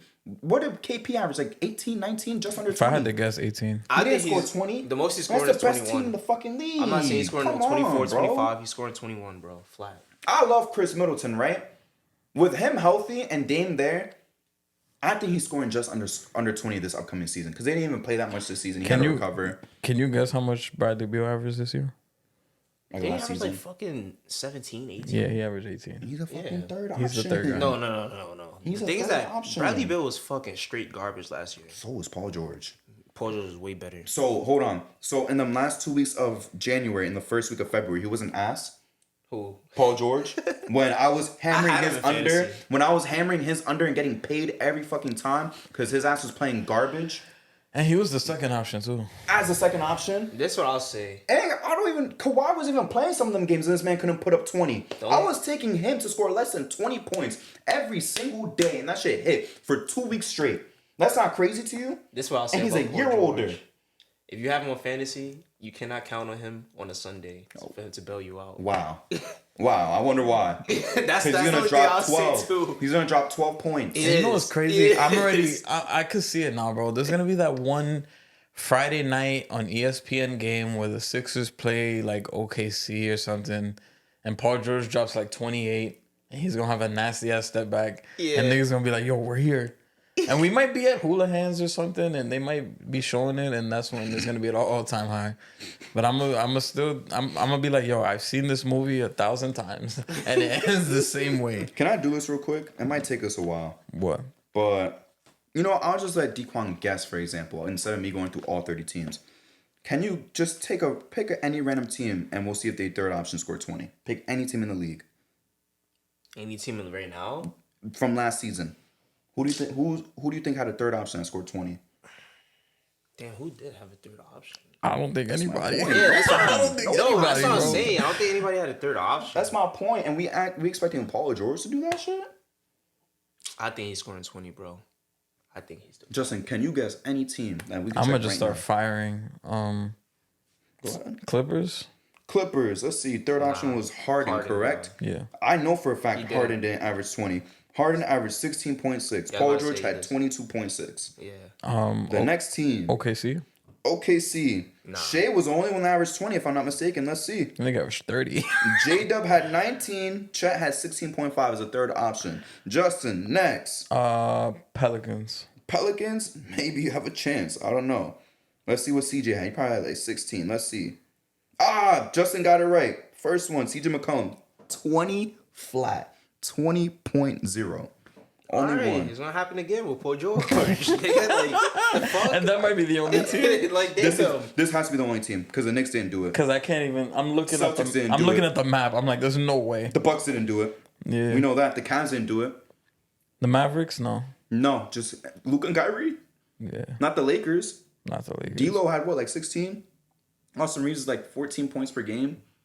Definitely not the T Wolves. You know how hard? Definitely. It was just respectfully. Gobert. And Cat. Cat. Gobert is crazy. Nah, I don't know. I was just thinking about Gobert. I was like, I don't know. The best chance was the Suns. They didn't even do that shit. Yeah. And they didn't even play with each other that much. So it's like Pause. that was like your best chance to do that shit, for Bill to do it. You know how good a team's chemistry has to be, and for a team to be for the third option to score 20. I'm not seeing it with Paul George. And that CJ shit might be skewed just because of them not playing BI together. being out for a little bit, And Zion being out, so he has to like. And again, it's 20 flat. Yeah. 20.0. But I guarantee you, if they all playing together, he'd probably averaging like 17. They're not doing that shit, bro. Yeah. Grizz didn't do it, and they didn't do it when Ja was out there with Bane healthy, because Triple J was never no 20-point per game guy in his career. I want my Henny bottle in a nice bag, by the way. A blue bag. That reflects light, too. Bro, And I don't want a price tag on it, too, please. fuck out of here, man. I really appreciate that. You ain't getting no Henny bottle. And you know what's the worst part? Just to make it even worse, and I'm going to put this on my phone, by the way. I ain't sharing that bottle with nobody. I'm going to be selfish. That's fine. I ain't sharing that bottle. When niggas go out When you get my bottle, make sure it's Hennessy white. when niggas, what am I gonna do? Go to another country? They have it right there at the You can store. barely get that shit here. They have it right there. Nigga sit right here. I want my shit in a nice bag, like a gift. And when they go to pianos or something, I'm gonna get myself a large Coke at McDonald's and pour my shit. I'm like, hey, you guys want? Oh, damn, sorry, never mind. Not earning this shit. Gangster. The piano vibes. Yeah, 100%. But into the top three, though, now that we got that bet on camera, I'm going to remember this. I'm going to put a reminder for, let's say, April 15th, for example, tax day. I'm going to have it set right there. Remind Dequan to buy you a Henny bottle because Paul George scored 19. Thank you, Siri. I'm going to do it right now when we leave. Yeah. Number 3, the Bucks. Yeah, I got the Bucks. Yeah, I here. got the Bucks too. All right, so we might as well just get rid of the whole top 3 then. So number 3, the Bucks. Not really much to say. Like Justin said, Giannis, you got to be healthy, especially in the playoffs, bro. It's really the playoffs where he breaks down, unfortunately. There's a team built for the postseason. I don't really think they're going to be gunning for the 1 seed. They were on track to do that shit last year, but then they just got completely outpaced by the Celtics. But I would say that even as a top 3 seed, bro, even if they want to fuck around and just be a 4 seed, even though I wouldn't advise it, because then you got to see the Celtics in round 2. Like, they could still beat every team in the playoffs, honestly. Yeah. If I'm the Bucks, I'm like, yo, we got to be top 3. Yeah, we at least need home court advantage, Yeah, minimum. We got to be top 3. But ideally top 3. We cool with the 3rd seed, so I wouldn't even want the 4 seed. no, I wouldn't either. But minimum home court advantage in that first round. Yeah. And I'll be very confident in them beating literally almost everybody in the East, including us. Don't want to admit it, but I got no problem with the man. Yeah, if Giannis is playing and he's healthy, that's gonna be a tough mountain to climb. Yeah, 100%. They got Gary Trent, Torian Prince. I don't know what other additions they made, but Gary Trent, Torian Prince, DeLon Wright. Well, that one's not moving me. The other 2 are moving me. I ain't gonna lie. Not DeLon Wright though. He's No, decent. I think DeLon Wright's decent. He's decent. cool. Yeah. I remember when he was a steal fantasy pickup at one point. He When? was. What the fuck was this? Was this when he was on the Grizzlies or what? I think when he was on the Pistons. I'm about to say, what the fuck? Yeah. was this? Yeah, when he was you on the remember Pistons. Yeah. He was dogging at one point. He was like a sleeper, like, yo, make sure you watch out for this on waiver But then wire. he fell off once he got traded, I think. Yeah, right? once he got traded, he fell off. Real quick though, the most random fantasy pickup that was solid for like 2 weeks. I don't know if y'all even remember this guy. What was his name? Tim Frazier, the point guard for the Pelicans. Yeah. Oh, I remember He him. was cooking for Yeah. me for like 2 weeks. he was nasty. He fell off. He did. Well, that's on Blunt. I need him. Because he got traded to. I don't remember if it was me or somebody else, but I remember right before COVID hit, that Christian Wood fantasy pickup. He was dogging too. Yo, he was dogging. He be the most random ass people. He was dogging, bro. Yeah, he was nasty. The one from last year that I could probably attribute is Amen when he finally got minutes. He was, and then Jalen Green to an extent, but Jalen Green was already. I'm pretty sure Jalen Green got drafted. I could be wrong, but I don't think Amen got drafted by anybody. To be honest with y'all. Wait, Amen is on a Rockets. No, Saul was dogging. Yeah, he was at the beginning. In the beginning. He was another underrated pickup too, like from free agency. Him, both Thompsons, and Jalen Green. I don't know if he got drafted. I just realized if we do fantasy again, are any of the rookies getting drafted? No. Hell no. Because I feel like one rookie or two get drafted every year. I don't like rookies. I don't like rookies. Because I remember he drafted James Wiseman. Yeah. You drafted Ayton. Who drafted James Wiseman? Me? Yeah, he drafted Wiseman. Somebody drafted I'm about to Ayton. say. I forgot who drafted it. Somebody drafted him. Me, I stopped drafting rookies. The only time I ever drafted a rookie was Buddy Hield. When he was a Pelican, I was like, oh, fuck. It was like a late pick, so I was like, damn, this was still a terrible pick. And Didn't he get traded his rookie year? to Kings? Yo. And I was like, damn, this was a bad pick. Even in the moment, like once he started playing, and mind you, he was like my last pick. I was like, oh, he was cooking in college. Maybe he could do something. He was fucking trash his rookie year. Respect to Buddy Buckets, but you was trash in fantasy, bro, that rookie season. So since then, and that's why, like, yeah, I know Wemby's generational and shit, but even then I was like, do I want to take Wemby or do I want to take Şengün? Nah, I'm not gonna lie. I was thinking about taking Wemby in like round two. I didn't want to touch Wemby. I was like, nah. For me, I was like, yo, if Wemby's there round 3, I'm taking him. I was gonna take him way later. Nah, I was gonna take him round 3. Is he a top 2 pick? Yo, he's gonna be top 2 right now. Nah, it's gonna be Jokic and Luka. So he's Jokic and Luka. Yeah. And even then, I'm not gonna lie to you, I'm taking Giannis over him too. He's definitely top 5. 4. Yeah, he's definitely top 5. He's probably number 4, and then he's probably fighting who? Maybe Embiid for that spot. Embiid or Shea. The thing is, Nah. Şengün not gonna be. I love Şengün, but He was nah. getting some numbers. Şengün might be like He was top. cooking for me. You right? He was cooking for me. Şengün might be like top 15 fantasy wise. Şengün will definitely be picked in the first 20 picks. Yeah. But Jokic, Luka, Giannis, they're locks that I would take ahead of Wemby right now in fantasy. Wemby. And then him and Embiid would be an argument, but Yeah. I might sway Wemby. I don't want to say Shea because Shea does score a lot. His rebounding's cool and his playmaking's not like all the way there. But you're really just banking on him to score that night. Because if he don't score that night, which more often than not he does do scoring, he's not really going to provide too much of anything else. Sometimes Embiid be slipping just because niggas be like, he's going to miss games. Yeah. And I still pick. Because the times that I've drafted Embiid, I always get him in like round 2 or like the beginning of round 3. I don't think I've ever picked Embiid. I've picked him once. I think that was the first year he was runner up to Jokic. Oh, the very first time, that was probably what, 21, 22, I think it was. 2021. No, but 21, right? Yeah. Yeah. That nigga was bugging. I don't even know if we're going to be doing fantasy, though. Dave already bowed out. He retired. He told us. Hey, man, I'm he down. told us on the phone. He told you and me on the phone. No, I didn't hear him say that shit. Either he told you and me on the phone or he said it here after the pod. But it was a group of us. He didn't just tell me randomly on the phone because I'll be like, all right. I want to do one more year. I'll do it again. That it was here, you know why? Because that's why I said, and Dave was saying, Oh, yeah, it was right that's there. why I was like, at least we could do a punishment this time because Dave didn't want to do a punishment. Nah, yeah, I'm down. We could do the lemonade stand in Irvington Yo, for please 2 do that hours. shit. For 2 hours. I told my brother about that. He was like, "Oh, did anybody even do it?" And I was like, "Nah." He got mad. I'll do it. Either that or a specific challenge for everybody. I'll do either one, honestly. And I think Colin's specific punishment will have to be the Irvington shit. Like, Colin, if you last, you got to do the lemonade stand in Irvington, bro. Right there by the highway, too. Yo, that would be crazy. By the C-Town. It's funny, too, because remember when I called you, we was driving through blocks in Irvington to see what was the perfect spot? And then we just record across the street. By mugs. Yeah. And we would have to record low-key, too. And we got to be like, all right. And the tip jar has to be, like, right in front. And then we could put a mic on Colin. The mic's right here. Would y'all fill up his tip jar, like, halfway with, like, dollar bills just to, like... Hold on, wait a second. Yo, imagine we put fake money in Yeah, there. that's what I was going to say. I'll put fake money. I'm not putting no real money, nigga. What? I'm putting Clippers fake give money. Terrence Mann a 3-year, $47 million I just peeped extension. that shit. I just peeped that. Oh, that's moving me. Yo, Wait, who what's the reported most that? he has average? Like 8 points?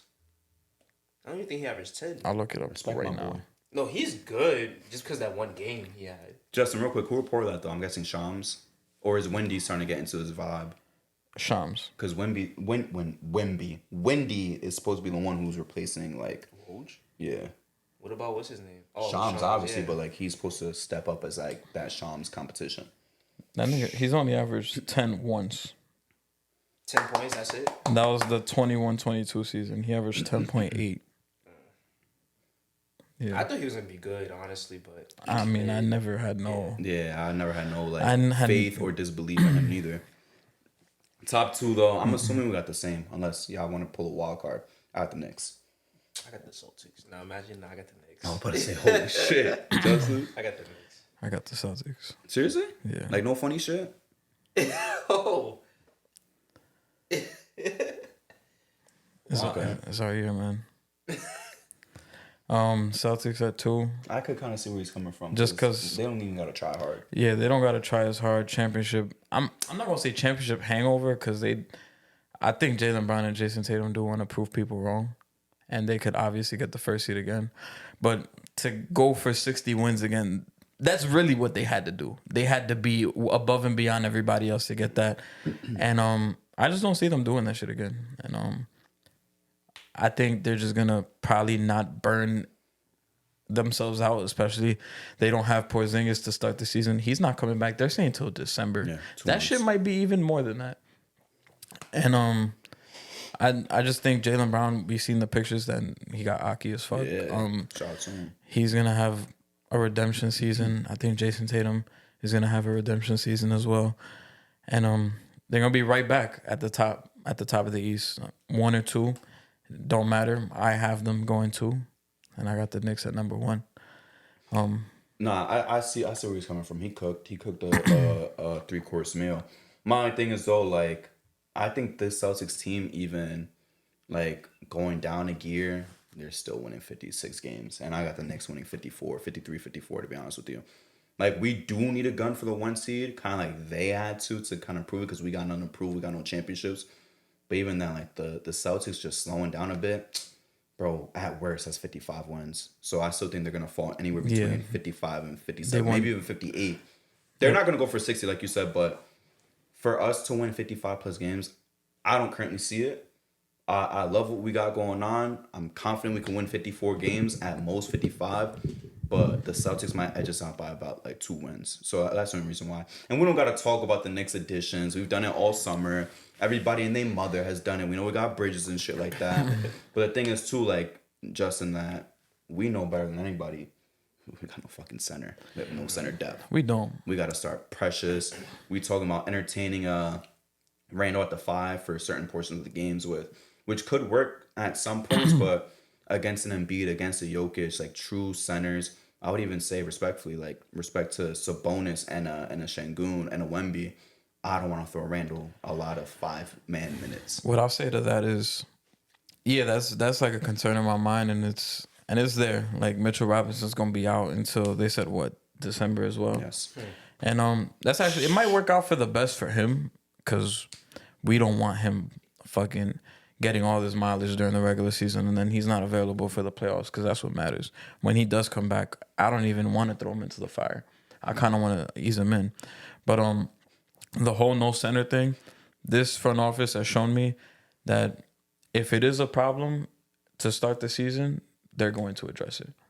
And I know they've had their eyes on Walker Kessler and Nick Richards. I think if it really is a big, big problem, they're going to address it. And not having a center during the regular season, if we could get by with it, they probably won't even address it, because it's the playoffs. That's when it really matters, that we're going to need that to happen. And, I mean, if they really want Walker Kessler, the offer's right there. You got to open the wallet. It's probably going to be, Deuce and a first? I think it's going to be more than that. You think so? Ainge? Yeah, Danny Ainge is Dude, with fucking Danny selfish. Ainge? Damn, fuck that nigga then. Bro, Danny Ainge is really going to be like, He's petty. oh, I need 3 picks. He's going to be like, unprotected." let me get Randall. Yeah, he's going to be like, let me get Randall 4 picks. I'm sorry. Deuce I'm and not DiVincenzo. I'm not listening to any trades for a center that involves Julius Randle. I'm sorry. I'm not doing that shit. Like, We're not doing that. That's the thing. Like, I don't. Good thing I caught myself. But Ainge be like fucking us up the ass. I'd rather say that than what I was really about to say. But when it comes to like entertaining offers and shit, he's not gonna trade with us. He got some sort of thing against us. I don't know what it is. I don't know what it is. He has things against everybody in the league when it comes to trade, but us specifically, he really got something against us. Fine. So that's why in my mind, Walker Kessler, you out. We had a better package than the Cavs for Donovan Mitchell. Yeah. And he was like, nah. And he's like, yeah. He was trying to like finesse go fuck yourself. Go fuck yourself. Nah. I mean, if we could get Nick Richards, like Nick Richards would be cool. That'd be insane. I remember I said, I think I said it in the stock episode. I said it sometime, maybe just between us as a group. Like, I would love Rob Will, but again, he's another Mitchell Robinson. You're just gonna get hurt too. Shit, man. If him and Mitchell Robinson could be healthy, bro, I'd be so happy. I mean, I wouldn't be mad at Clint. I thought you were gonna say Ayton. I'm about to say what? Ayton? Oh hell no. Because we was talking Blazers because they got that whole conjunction at center. Ayton's the type of motherfucker he's gonna get benched. You think the Hawks would sell low? Because I know the Blazers would take anything at this point. That's the only thing too. Don't we have a 2025 Pistons protected pick? Yeah, you can have that shit if they want it. I mean, they should want it. But my thing is, I feel like the Blazers would sell lower than the Hawks would. That's true. That's my thing. They're just desperate to have anything. I would take Rob Will. Like I really think they would. I think they would take Kolek for Rob Will at this point. But that's just me being funny. Hey, I don't want to give up on Kolek. That's just me being funny, bro. But what's it called? I think if we was to get Rob Will, I wouldn't. He's another one that I'd kind of wanna. We'd have to handle him with care type shit. Cause like he's not a guy that I'd want to throw into the fire like off rip. Like, oh yeah, you're gonna be our starter. You're gonna be our solution right now. I think if we was to get Rob Will, I would still want to throw Precious in the starting lineup and then have Rob Will come off the bench. And then that's going to be scary for when Mitchell Robinson comes back. Because Mitchell Robinson comes back, he takes a seat, and you got to deal with Robert Williams. Shit. Yeah, and I nobody would fuck with us. I love seeing Mitchell Robinson grab them boards, bro, offensively too. Remember, he had that like streak where he was having more offensive boards than like most of the fucking league for the start of last season. Yeah, I know we're gonna miss him. I could tell. Not that we're gonna be bad or nothing until he comes back, but I could tell like if we don't address it, we're not gonna be as good as we should be. Yeah, honestly. Jericho Sims breakout. No, I got no faith in Chris Jericho Sims. Everybody keeps saying that it's gonna be his breakout. Ariel Hukporti. No breakout. No. I mean, I think the Randall at the 5 shit could work though, cause but for Spurs, that's my thing, and though. For certain teams, cause that shit ain't working against Philly. It's not working against the Spurs. 4 games, 2 games. It's not working against Denver. Not working against the Bucks. Another 4 games, 12 games already.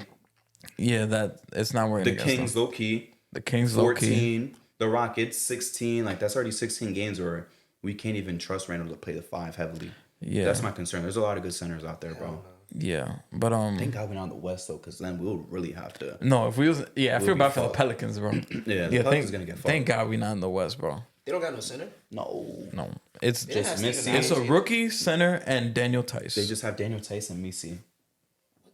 Wait, where's Steven Adams at? I don't know where he's at, but he just left the Grizzlies. Isn't he on Houston? He just left the Grizzlies though. I know that. I think he's on. After he was a Pelican, he went to the Grizzlies and he was hurt all last year. I think he might be on Houston now.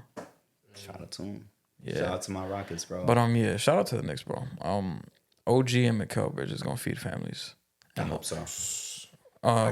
Brunson first team All NBA season. Let's make it happen. Should have been in last year. I don't know. How you finish 5th in MVP voting? And your second team All NBA. Yeah, but Tatum's over you in All NBA. That shit don't make no sense to me. That's stupid. How's a guy who finished below you in MVP voting ahead of you in All NBA? And it's the same voters. And not only that, let's get 3 guys to the All-Star game this year. I think that's a tall task. It is a tall task. Because Bridges has a better chance than OG. I don't see an avenue for Bridges to make it, unfortunately. I wish. We gotta win 60 games for that shit to happen. Yo, we would have to.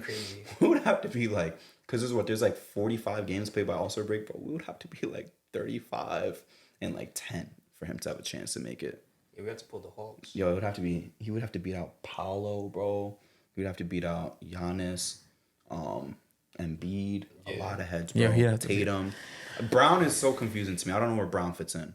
I don't know if he's in the guard shit or the forward shit. I really just want another. He's switching back and forth. I really just want another Randall All-Star season. He will. And then Bridges would just be like a rub it in the face, like nigga. I want Randall because I was looking at Randall's basketball reference. I want him to build like a. I'm not saying he's gonna do it, but I want him to build like a at least a case for him to be considered for the Hall of Fame. I would love to see that because he already has 3 All-Stars, 2 All-NBAs. Like, he could slowly, and especially with a Knicks ring, of course, hint, please, I'm begging for it. Yo. Like, he would have a chance to get in there, but he's low-key building a pretty good fucking career, bro. And it's because he came to us. Always gonna appreciate that, man. I'm really rooting for him to have a big time season this year. Me too, especially with all the talk of how is he gonna fit in. Yeah. Son, he was unstoppable with just him, Brunson, and OG in the floor. Yeah. Together. Hey, man, if you guys follow me on Instagram, I was at that Knicks Nets game, bro. Rivals week. When he hit that step back 3, everybody heard me saying some profanities. But that's what Julius Randle does, man. And then when he had that dunk in Barclays, I was screaming some bullshit. Didn't you say the dude in front of you said some shit too? Not to you, but like about the game. Yeah. Yo, they was looking at me crazy, bro. This is what the Knicks do to me, man. Like, you know how they give you those shits in the game? The fingers or the clappers? Yo, when Randall had that dunk, I literally bit that shit off and spit it out. And I was like, that's how that's how I was in that game. I was like, yeah. Like, they probably looked at me insane. But I only get like that for the Knicks. Sometimes the Giants. But yeah, it's only the Knicks that'll get me that way. Oh, you started a new one? You started doing this one now? That shit don't even help. It doesn't help. This is like this. Is Nah, the I funny- got something in my eye. Let's do this. Oh no, I just got something in my eye. I'm just on new and bored. The funniest one will always be this one. Nah, Justin, no. This is the funniest one because this don't even look like anything. This. Oh, yeah. I don't even know what this is supposed to be. It went from this, which I understand, to what the fuck is this? I be doing this shit. Nah. D knows I be doing this shit all the time just to be funny. This shit and the biting the nails. This one. I still think the one that supposedly I did. Oh, this one. That, I gotta talk to Colin about that. That was actually funny. That was funny as shit. And me and Lil started doing that shit too, bro. That shit started being funny as hell. No, that was funny as hell. This is the only one that's like realistic, but even this one's like, bro, we know what you doing, bro. Like when Dago was rapping, I saw you go like this. Like, come on, bro, we know what's going on. But, wait, so you don't go that crazy for Neighbors now? Shout out to him. Hopefully he feels better. No, I do. Okay. I mean, to the Knicks extent, no. I mean, You will though. I will. I think I'm once a Neighbors the believer. Giants become like a competitive team, I think that'll happen. But right now, we're still on the like rebuilding stage. So, and obviously to top off mine and Dequan's, I know you got the Knicks as number 1. We have the Celtics. No real additions. Cool. They got Lonnie Walker. Not too much to say about them. Y'all won the championship. Kudos to you. I mean, everyone kind of forgot about that. I know I did, but hey, maybe I can make another push. I know Mazzulla's like, oh, I don't like the term defending champs. That's what's it called?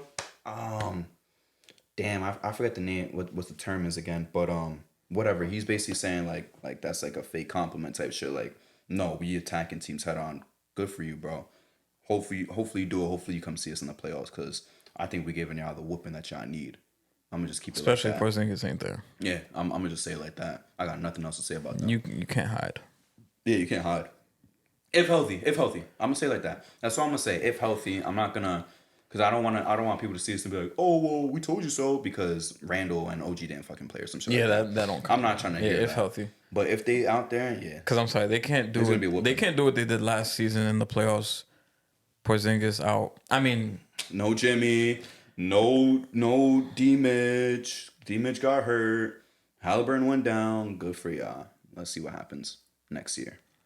Because every other year when teams are healthy, what do y'all do? Nothing. So we'll see what happens this year. Dequan, any closing statements about the Celtics? Because I don't even want to say too much about them. Nah, honestly, I don't even got much to say about them either. I'm hoping our Knicks just fucking win it all with their ass. That's all I'm yo, if we trying to win, I bet us might fucking cry, bro. I don't think I'm gonna cry, but I'm fucking screaming in my house. I know that. I'm going crazy. Yeah. I'm going to come to this pod, sit in this thing. And once Justin's like, all right, well, now we're going to get into the Knicks Celtics series. We just won in 6. Justin's going to give a say, he's like, what do you think, John? I'm like, I might just going to stand up and pull down my pants. I might as well. Yo, because I really think this, like, I feel like we could beat everybody in the West outside of OKC. I don't want to hold my breath. Yeah. I know you low on the Nuggets, but Jokic is that guy. That's what I'm No, saying. he is. That's He the only is. person I'm No, thinking about. if, And we not if guarding they him. beat us, that would have to be like he's on his Tim Duncan 03 And shit. he can do it. He could That's do the it. thing. He can do it. But I'm like- offensively. Michael Porter Jr. gonna be in Rikers. I'm sorry. And Jamal. Yeah, Yes, Jamal I Murray. don't know hell. why I said Michael Porter Jr. first. I meant to say Jamal, but Murray's- they yeah, both gonna yeah. be in Rikers. How? But yeah, Jokic would have to be on some bullshit, That's what I'm saying. and he could do it too. do it. He could do it. I'm not gonna lie, bearded Jokic is looking different this season. I haven't even seen him yet. It added He's some looking- aura. It's yeah, just he's looking here different. and like kind of here, and then he has a mustache. It's like nothing here, like connecting. He looked like a he looked like a fucking World War II soldier. Honestly, He had it against the USA versus Serbia. He was growing it a little bit. he was running a little bit, but now it's really completed, bro. Yeah, he's about to be on some Which different Knicks finals matchup would be the biggest like movie? As in, like that I would be most excited about, Yeah, or like that we whooping their ass easily from our perspective. that you would be most excited about. shit. Them versus the Mavs. Yeah, that would be cool to get that revenge for the KP shit and saying like they finessed us And and shit. Jalen Brunson too. Yeah, and Brunson I like to see that. and Kyrie snubbed us in free agency. Yeah. Yeah. I would love to Oh see my that God. shit. Yeah. Oof. I would love to see that. Talking about pure like dimes drawn, like to talking like a wrestling perspective, the Lakers too, but they're not gonna get that far. They're not getting that far. I don't think, even though I love Ant-Man, I don't really think there's no storyline between us and the Timberwolves except when he was like, oh, let I don't know if y'all remember. It was like, he was like, oh, let RJ take the last shot. I remember I remember that shit. But I it's remember like, that. It's like RJ gone anyway. That so was it doesn't Ant's matter. rookie year. He's like, man, we knew he was good. That's RJ Barrett. Yeah. I was like, yeah, bro, come That shit got on. me tight when he said that. I wouldn't even be too hype about no Thunder matchup. Like, all right, I heard like that's the storyline, but nothing else. Honestly, not because we have any beef with them. I would love to see us whoop the Suns' ass, even though they probably won't even make it that far. I would love to see us whoop the Suns. I didn't even think about the Mavericks. That's actually a good one. That's the best one though. That's a good one. In terms of storyline, reasons, narrative, Yeah, yeah, it's a good 100%. storyline. 100% them, 100%. In terms of like finals though, that doesn't involve us, because I don't want to be biased. I would love to see Jokic give the Celtics an ass whooping. I can't even lie to you. That'd be a good match. And That would be fire. I wish I could say. I'm not gonna lie. I would love to see that too. I wish I could say Jokic versus Embiid, but come on, bro. You They're ain't not even making make it no that conference far. final. You ain't even made it to no conference final. I'm not giving Embiid no type of respect like that. But that's the one that I would like to see that doesn't involve. The That Knicks. wouldn't even be satisfying because even if they lose, they'll be like, at least Embiid got them to the finals. Giannis and Jokic is what I wanted to see last year. That would be entertaining. Giannis versus LeBron would be very entertaining. I can't believe we never even saw him in a playoff matchup in the East. That's, to me, low-key disappointing that in 17 or 18. they couldn't Giannis do versus it. Luca in the finals. That would Giannis So he could Oh shut my up that gosh. I'm the number 2 nigga. That would be That would be nice. fire in the finals. Yeah. And then Kyrie versus Dame, yeah. Yeah, that would be cool too. Because Kyrie and Dame is a new like argument now. Who's better? Who had a better career? That would be a fire. I got final. Dame. I ain't gonna lie. I got Dame as a better player. That'd be a fire finals.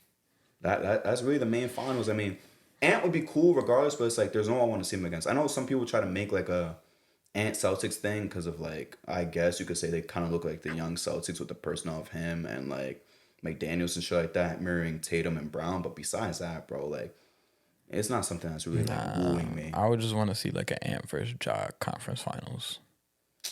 God, I don't Ant want to see versus that. Ja. Yeah. I'm not gonna lie, I don't want to see in the conference finals. That would be amazing. Maybe in a second one. round or I'm round 2. tired. You just know I'm tired of John Grizzly Glazers. That's the thing. I would hate to see. Yeah, them in the conference Grizzlies, finals. they're not making it that far. Yo, everyone who's a Ja fan, they always like, oh, I'm a Round Ant 1, fan yeah, too. that would be cool. Yeah. Get revenge from Which they already did anyways. from 3 years ago. I understand Ant was a puppy, but they did it anyway. So it's not like I'm like, oh, I gotta see that shit. Braun versus Ant, I would like to see. That would be a Nah, passing but it'll of be the better old now guard. because it's like the Timberwolves are way better. Ant is a grown dog now. True.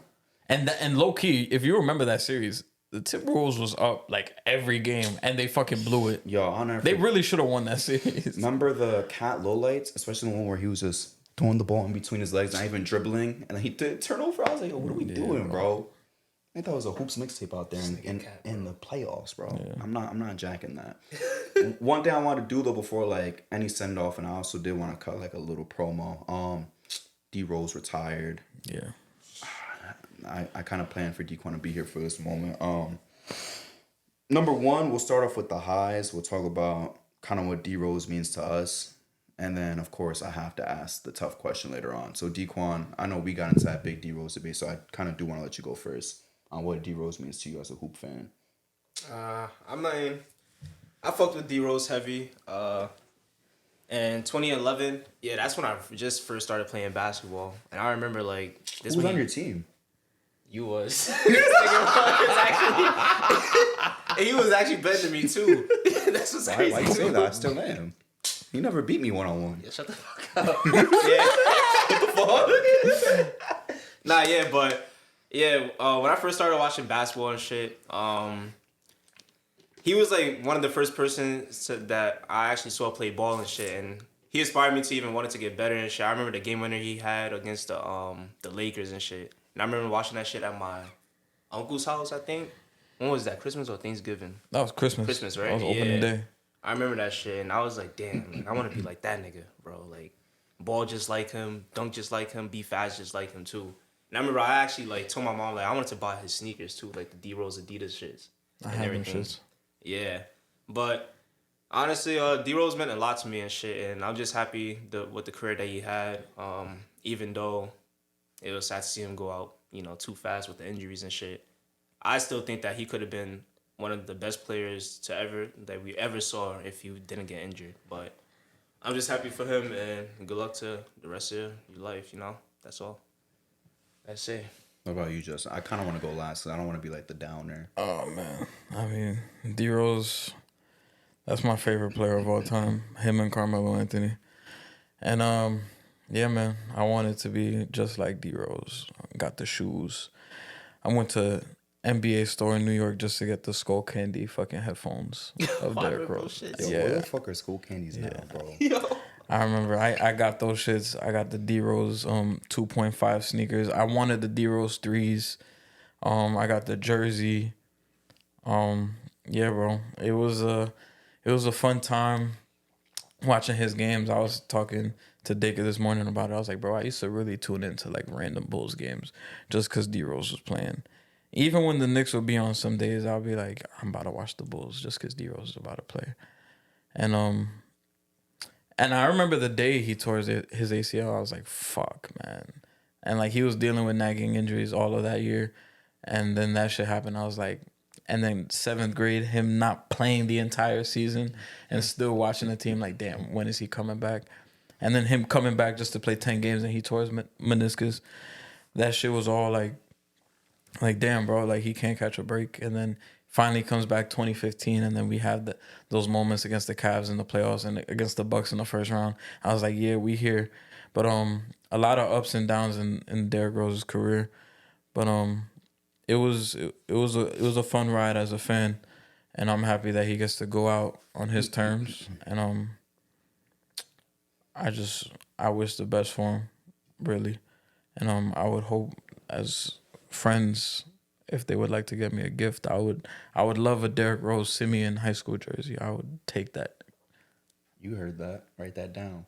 I got you. Yeah, that's going to be you. I got to give him the timepiece, like I said before. He basically forced me into that at this point now. 2K11, when niggas used to pick the Heat, I used to take the Bulls, bro.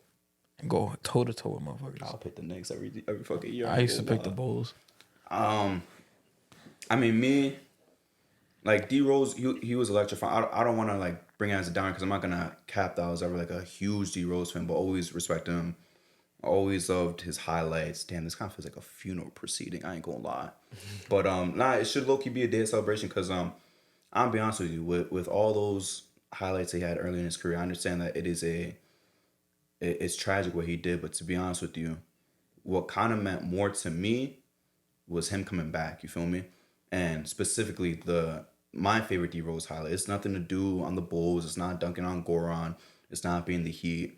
It was that amazing performance that he had for the T-Wolves scoring 50 and then crying after hollering, because to me it showed me like, damn, this motherfucker went through more in terms of like his body than any other player, to be honest with you.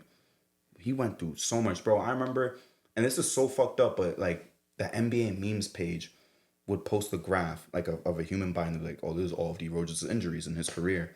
Mind you, we saw that shit when he was like 14 years old. Should have been in like his 5th year, and he was already all fucked up. And he could have quit, but he said, nah, I'm gonna come back. Yeah. You know, I'm gonna hit a game winner on the Cavs. You know, no one expected me to. You know, I'm gonna help Jimmy Butler. You feel me? And then it kind of sucks that like, kind of the dynamic was and the story was like, whose team is it, D Rose or Jimmy's? And it's like, clearly it was Jimmy's, but because of like mementos and shit, like people still want to kind of say it was D Rose, but came to us, kind of did his thing the first time around, but if anything, the second time around is what really meant a lot to us as Knicks fans specifically. But to me, my favorite D Rose highlight is always going to be the 50 ball on Halloween 2018, because he really should have been done. He really should have been done. He could have quit a long ass time ago. He said, "Fuck, I'm gonna come back.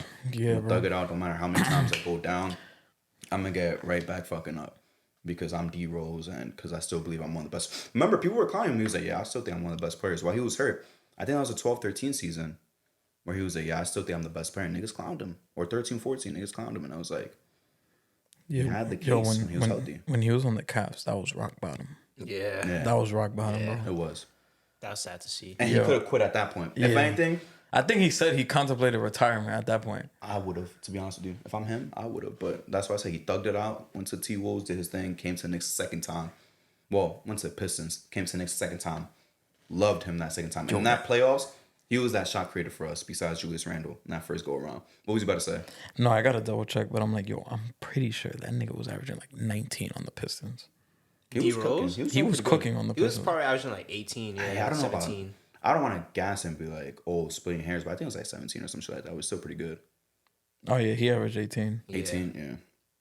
He was doing his thing, bro. That's why we went and got him. What? He got an MVP vote in 2021? Wait, What? on our team? Yes. Yo, that's Wait, crazy. where did he finish? 27? Somebody Like, gave what him the a fuck? first place vote. No, he finished 9th. That is crazy. That's still a higher finish than Vince Carter. Yo, that is fucking ridiculous. He got a. Vince Carter for no reason. I mean, it's true. Nah, he's overrated. He is.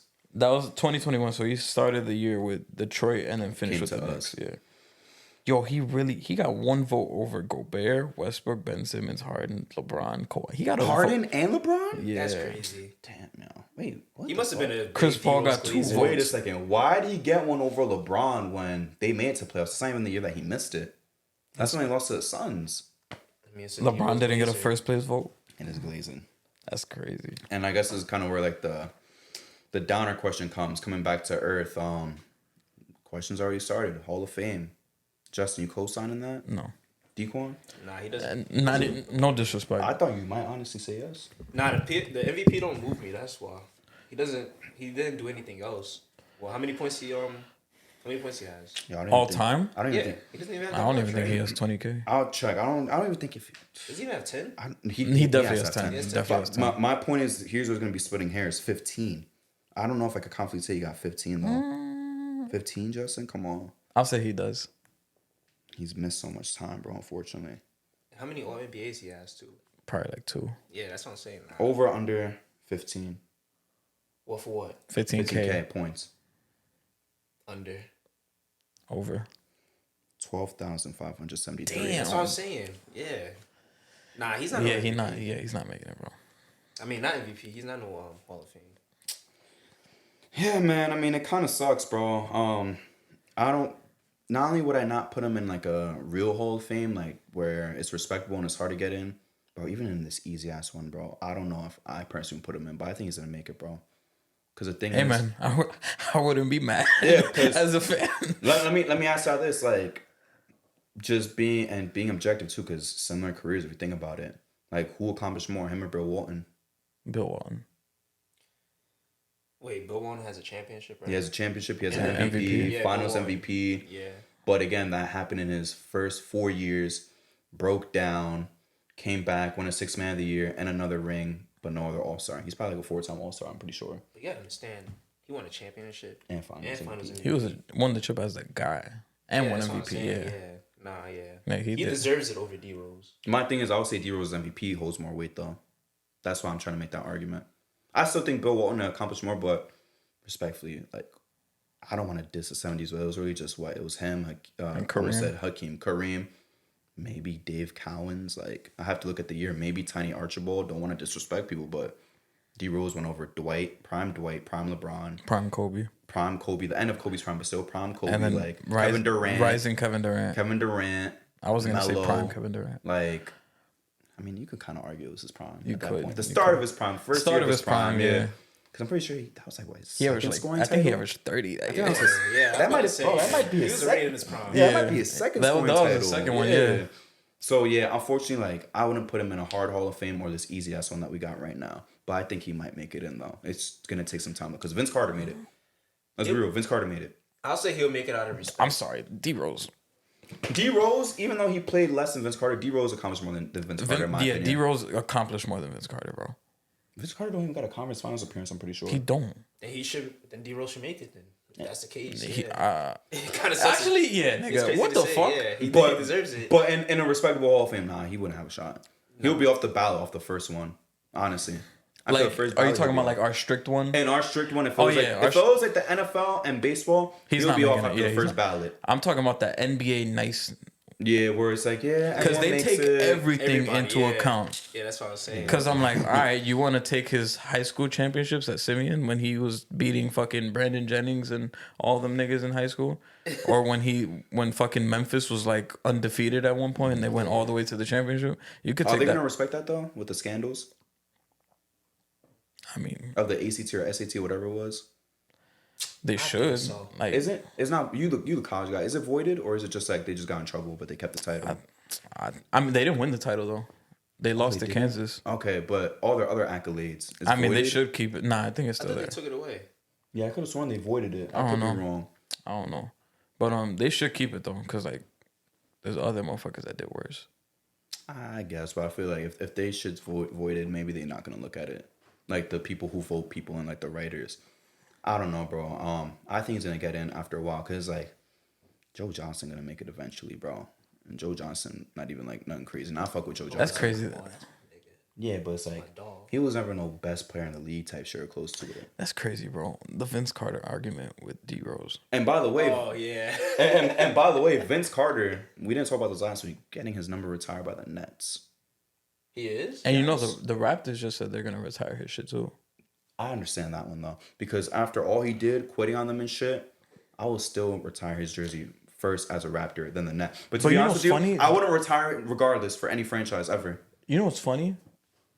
So you're saying if you was the Raptors, you wouldn't retire? I wouldn't retire you because you quit on me, and we ain't getting to no conference finals. Yeah, you quit on me, and we didn't get to the conference finals. You know what's funny though? The Nets came out first and said they was retiring his shit before the Raptors. Even That's ridiculous. That's so sad. That's the funny part. Well, the Nets have no numbers to retire. Like, are they gonna retire Brooke Lopez? They will. They will. Should they retire Brooke Lopez? Should they? I mean, jersey retirement ain't like fucking Hall of Fame. My thing is though, like you gotta. But you have to also have like, bro. Yeah, you also have. Like to if I was strict with jerseys too, like it's just Jason Kidd because of how great he was. Dr. J, and then Kmart and maybe Richard Jefferson. I'm not putting Vince Carter in that shit. Yeah. I'm not putting Darren Williams. I'm not putting KD and Kyrie. I wouldn't even put Brooke Lopez. I would. I would put Brooke Lopez. I wouldn't. Isn't he? He's the franchise leading scorer. I'm pretty sure. Yeah, he is. They didn't accomplish nothing. He didn't accomplish nothing. And yeah, he's the leading scorer, but it's a shit franchise. It wasn't his fault though. It's just that their roster was just ass built around him. I guess, but I would retire. Bro, he was averaging like what 20 and. He used to average like 20 and 11. That was one time. That was only one time. Yeah. But for the rest of his career, yeah, it's splitting his rest of his Nets career was 17, 18 points. But even then, I'd retire his jersey. I would. Yeah. I wouldn't. I would. I mean, Hall of Fame is different. No, obviously, Brooke Lopez is not no fucking Hall of Fame. He won't even touch the ballot. He shouldn't. I'd retire his jersey. But retire his jersey, I would be tough. I don't know if I could do that shit for him, bro. Because all-time leading scorer, I'm like, you're going to need a motherfucker that's going to stay there for a while to break that shit. Word. Cam Thomas. They're going to trade his ass, so he's going to be going by it. Yeah, probably. Nah, maybe they keep him. They got to keep him. I think he just wants to hoop, bro. They got to keep a motherfucker around for them to beat that. I think he just want to hoop. He do, but he want to win. Does he? I don't know. Oh, he wants to get the bag. Serious? He wants to get the bag. I think he wants the bag, but more important than the bag, he wants buckets, bro. I ain't gonna lie, because when they would say his ass, he'll complain to the fucking press, bro. Every fucking time. Even if they won, he'll complain to the press. So I don't think he gives a fuck about winning, to be honest with you. Wait, what was it when he wasn't smiling? Yeah, I asked him. Yeah. He was like, how come you don't smile? He was like, ain't nothing And they funny. ain't nothing funny. Shit Yeah, funny. like, come on, bro. Like, he don't really care about winning like that right now. I'm not gonna say for the rest of his career, but right now. One quick thing too before I get into the baseball shit.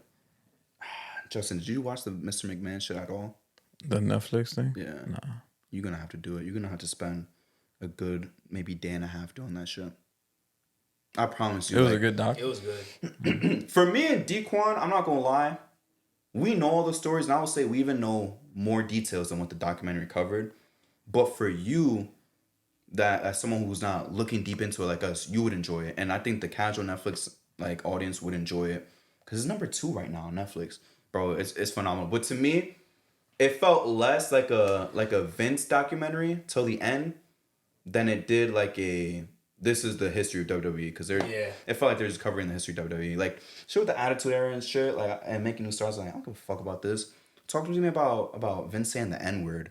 Talk to me about Vince faking his death, which they did for a little bit, But and then they had to cancel it. Huh? They barely put too much detail on that. They talked a little bit about the Trump shit. But they talked about Vince's scandals, I'm not gonna lie, like with the text message I was talking to you about that he violated. That's at the end. And that's when he was like, he didn't show up to that final episode.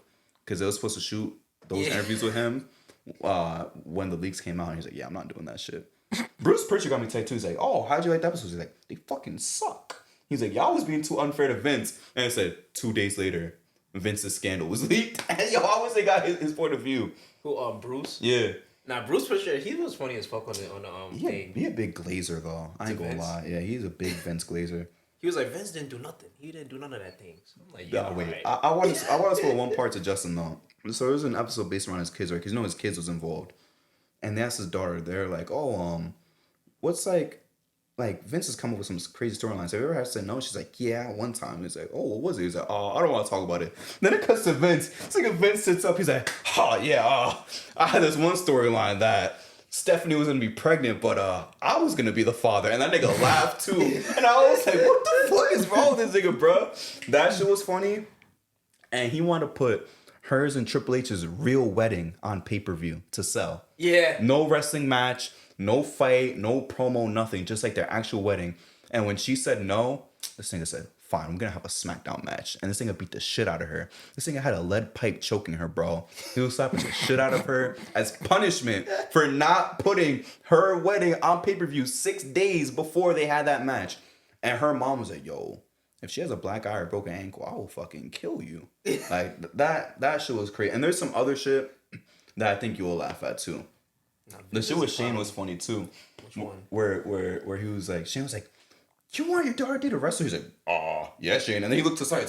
He's like, that's who I am. I was like, nigga, shut the fuck up, bro. I think he was gonna talk about the one when they had the match and Shane didn't want to like fight him or punch him. Yeah, Vince started smacking the shit out of him. He was like, I can't hit you. So Vince was like, all right. And he slapped the shit out of him and he started punching him for real. He had a black eye. He's like, fine. That shit was funny. And when he said that, oh, me and my dad used to wrestle in the living room. Then this nigga grabbed me by my ribs and pulled my hair back and pinned me. I was like, you cheated. He's like, yeah, I cheat all the time and I win. And she was like, yeah, he taught me that sometimes you gotta cheat to win. Cheat to win. Like, come on, nigga. I think you'll follow it though. That shit was funny. Especially with all the stories me and Dequan tell you about Vince and the dumb shit that he does. Like, you'll find more entertainment than us, and we find it entertaining too, even though we already know all the stories that they had. But that's something you should tap into. Shout out to my Yankees, clinched the division. We're gonna see that game tomorrow. I think they're gonna sit a lot of guys, but I'm not really praying for like a Judge appearance or anything. Would like to have him rested. I want a Jason Dominguez bomb. I ain't gonna lie. That's something I could look forward to. And I don't know if y'all saw the news, and I'll let y'all do shout outs. The Oakland A's is gone from Oakland. You saw that? I didn't even know saw that. Yeah, they played their last game in Oakland. They losing all their teams. Yeah. That's the green team? Yeah, they have no teams anymore. Damn, I might gotta cop that baseball jersey. Get a Ricky Henderson one. That's just tough.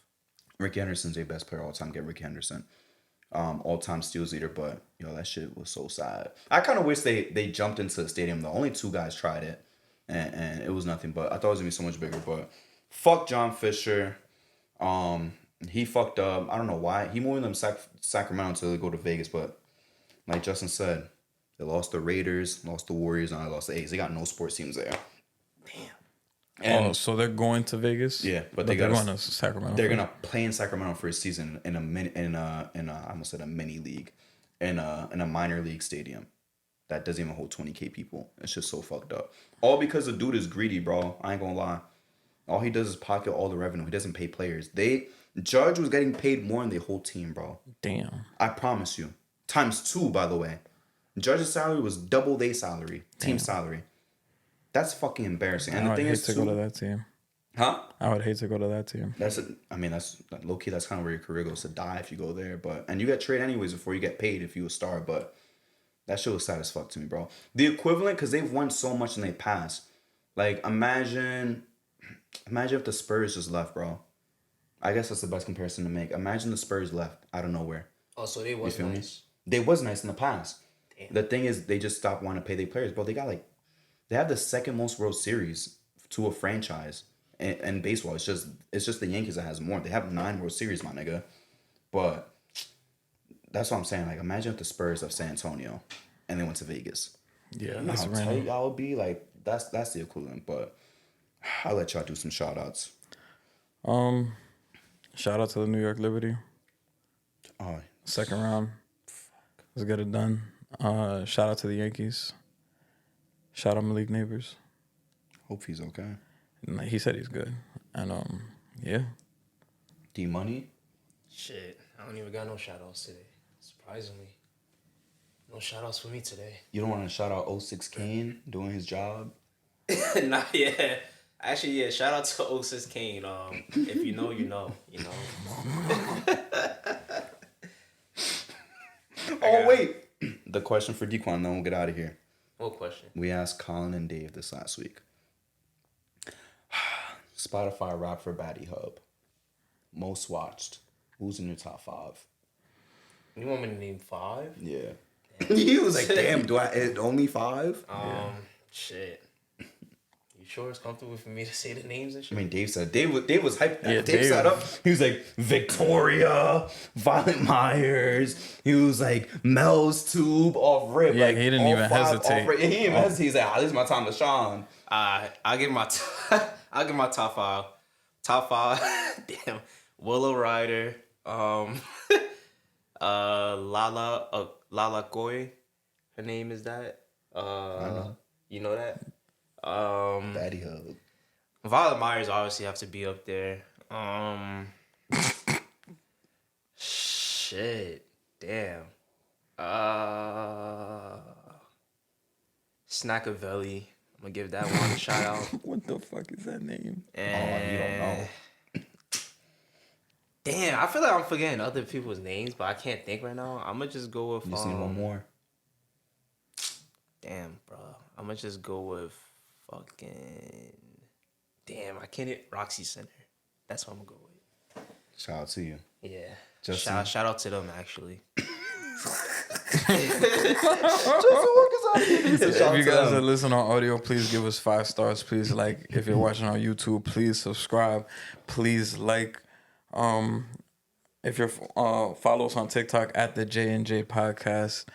Thank you guys for the support. The shit is going up. We appreciate you guys. Is that gonna be our question for guests at the end now? Because Mikey Locks came into the chat. Yo, all he was excited. bugging. Yo, yeah, Mikey Locke, he surprised me. He Yeah, surprised me. He yo. earned my respect. He's like, yeah, I know who that is. Fuck yeah. He was like, actually, no, I'm taking her instead. He just brought up a new name. I was like, oh, he locked in. He locked in there. Shout out Mikey Word Locke. of bro. shout out He Mikey Locks. he locked in. But thank you guys. We'll see you guys next week. Still rolling in, waiting for the season to get ready. I'm assuming we're recording next Friday, right? Or Saturday. Probably Saturday. Okay, so we going back to regular schedule next week. The week after, it's gonna be regular schedule. I think what we have coming up is gonna be the top 25, as well as we're gonna merge that with the awards predictions, and then we're also gonna do the watchability tier list for the final episode before the regular season starts. But for that, we'll see you guys next time. Peace. Peace. Peace.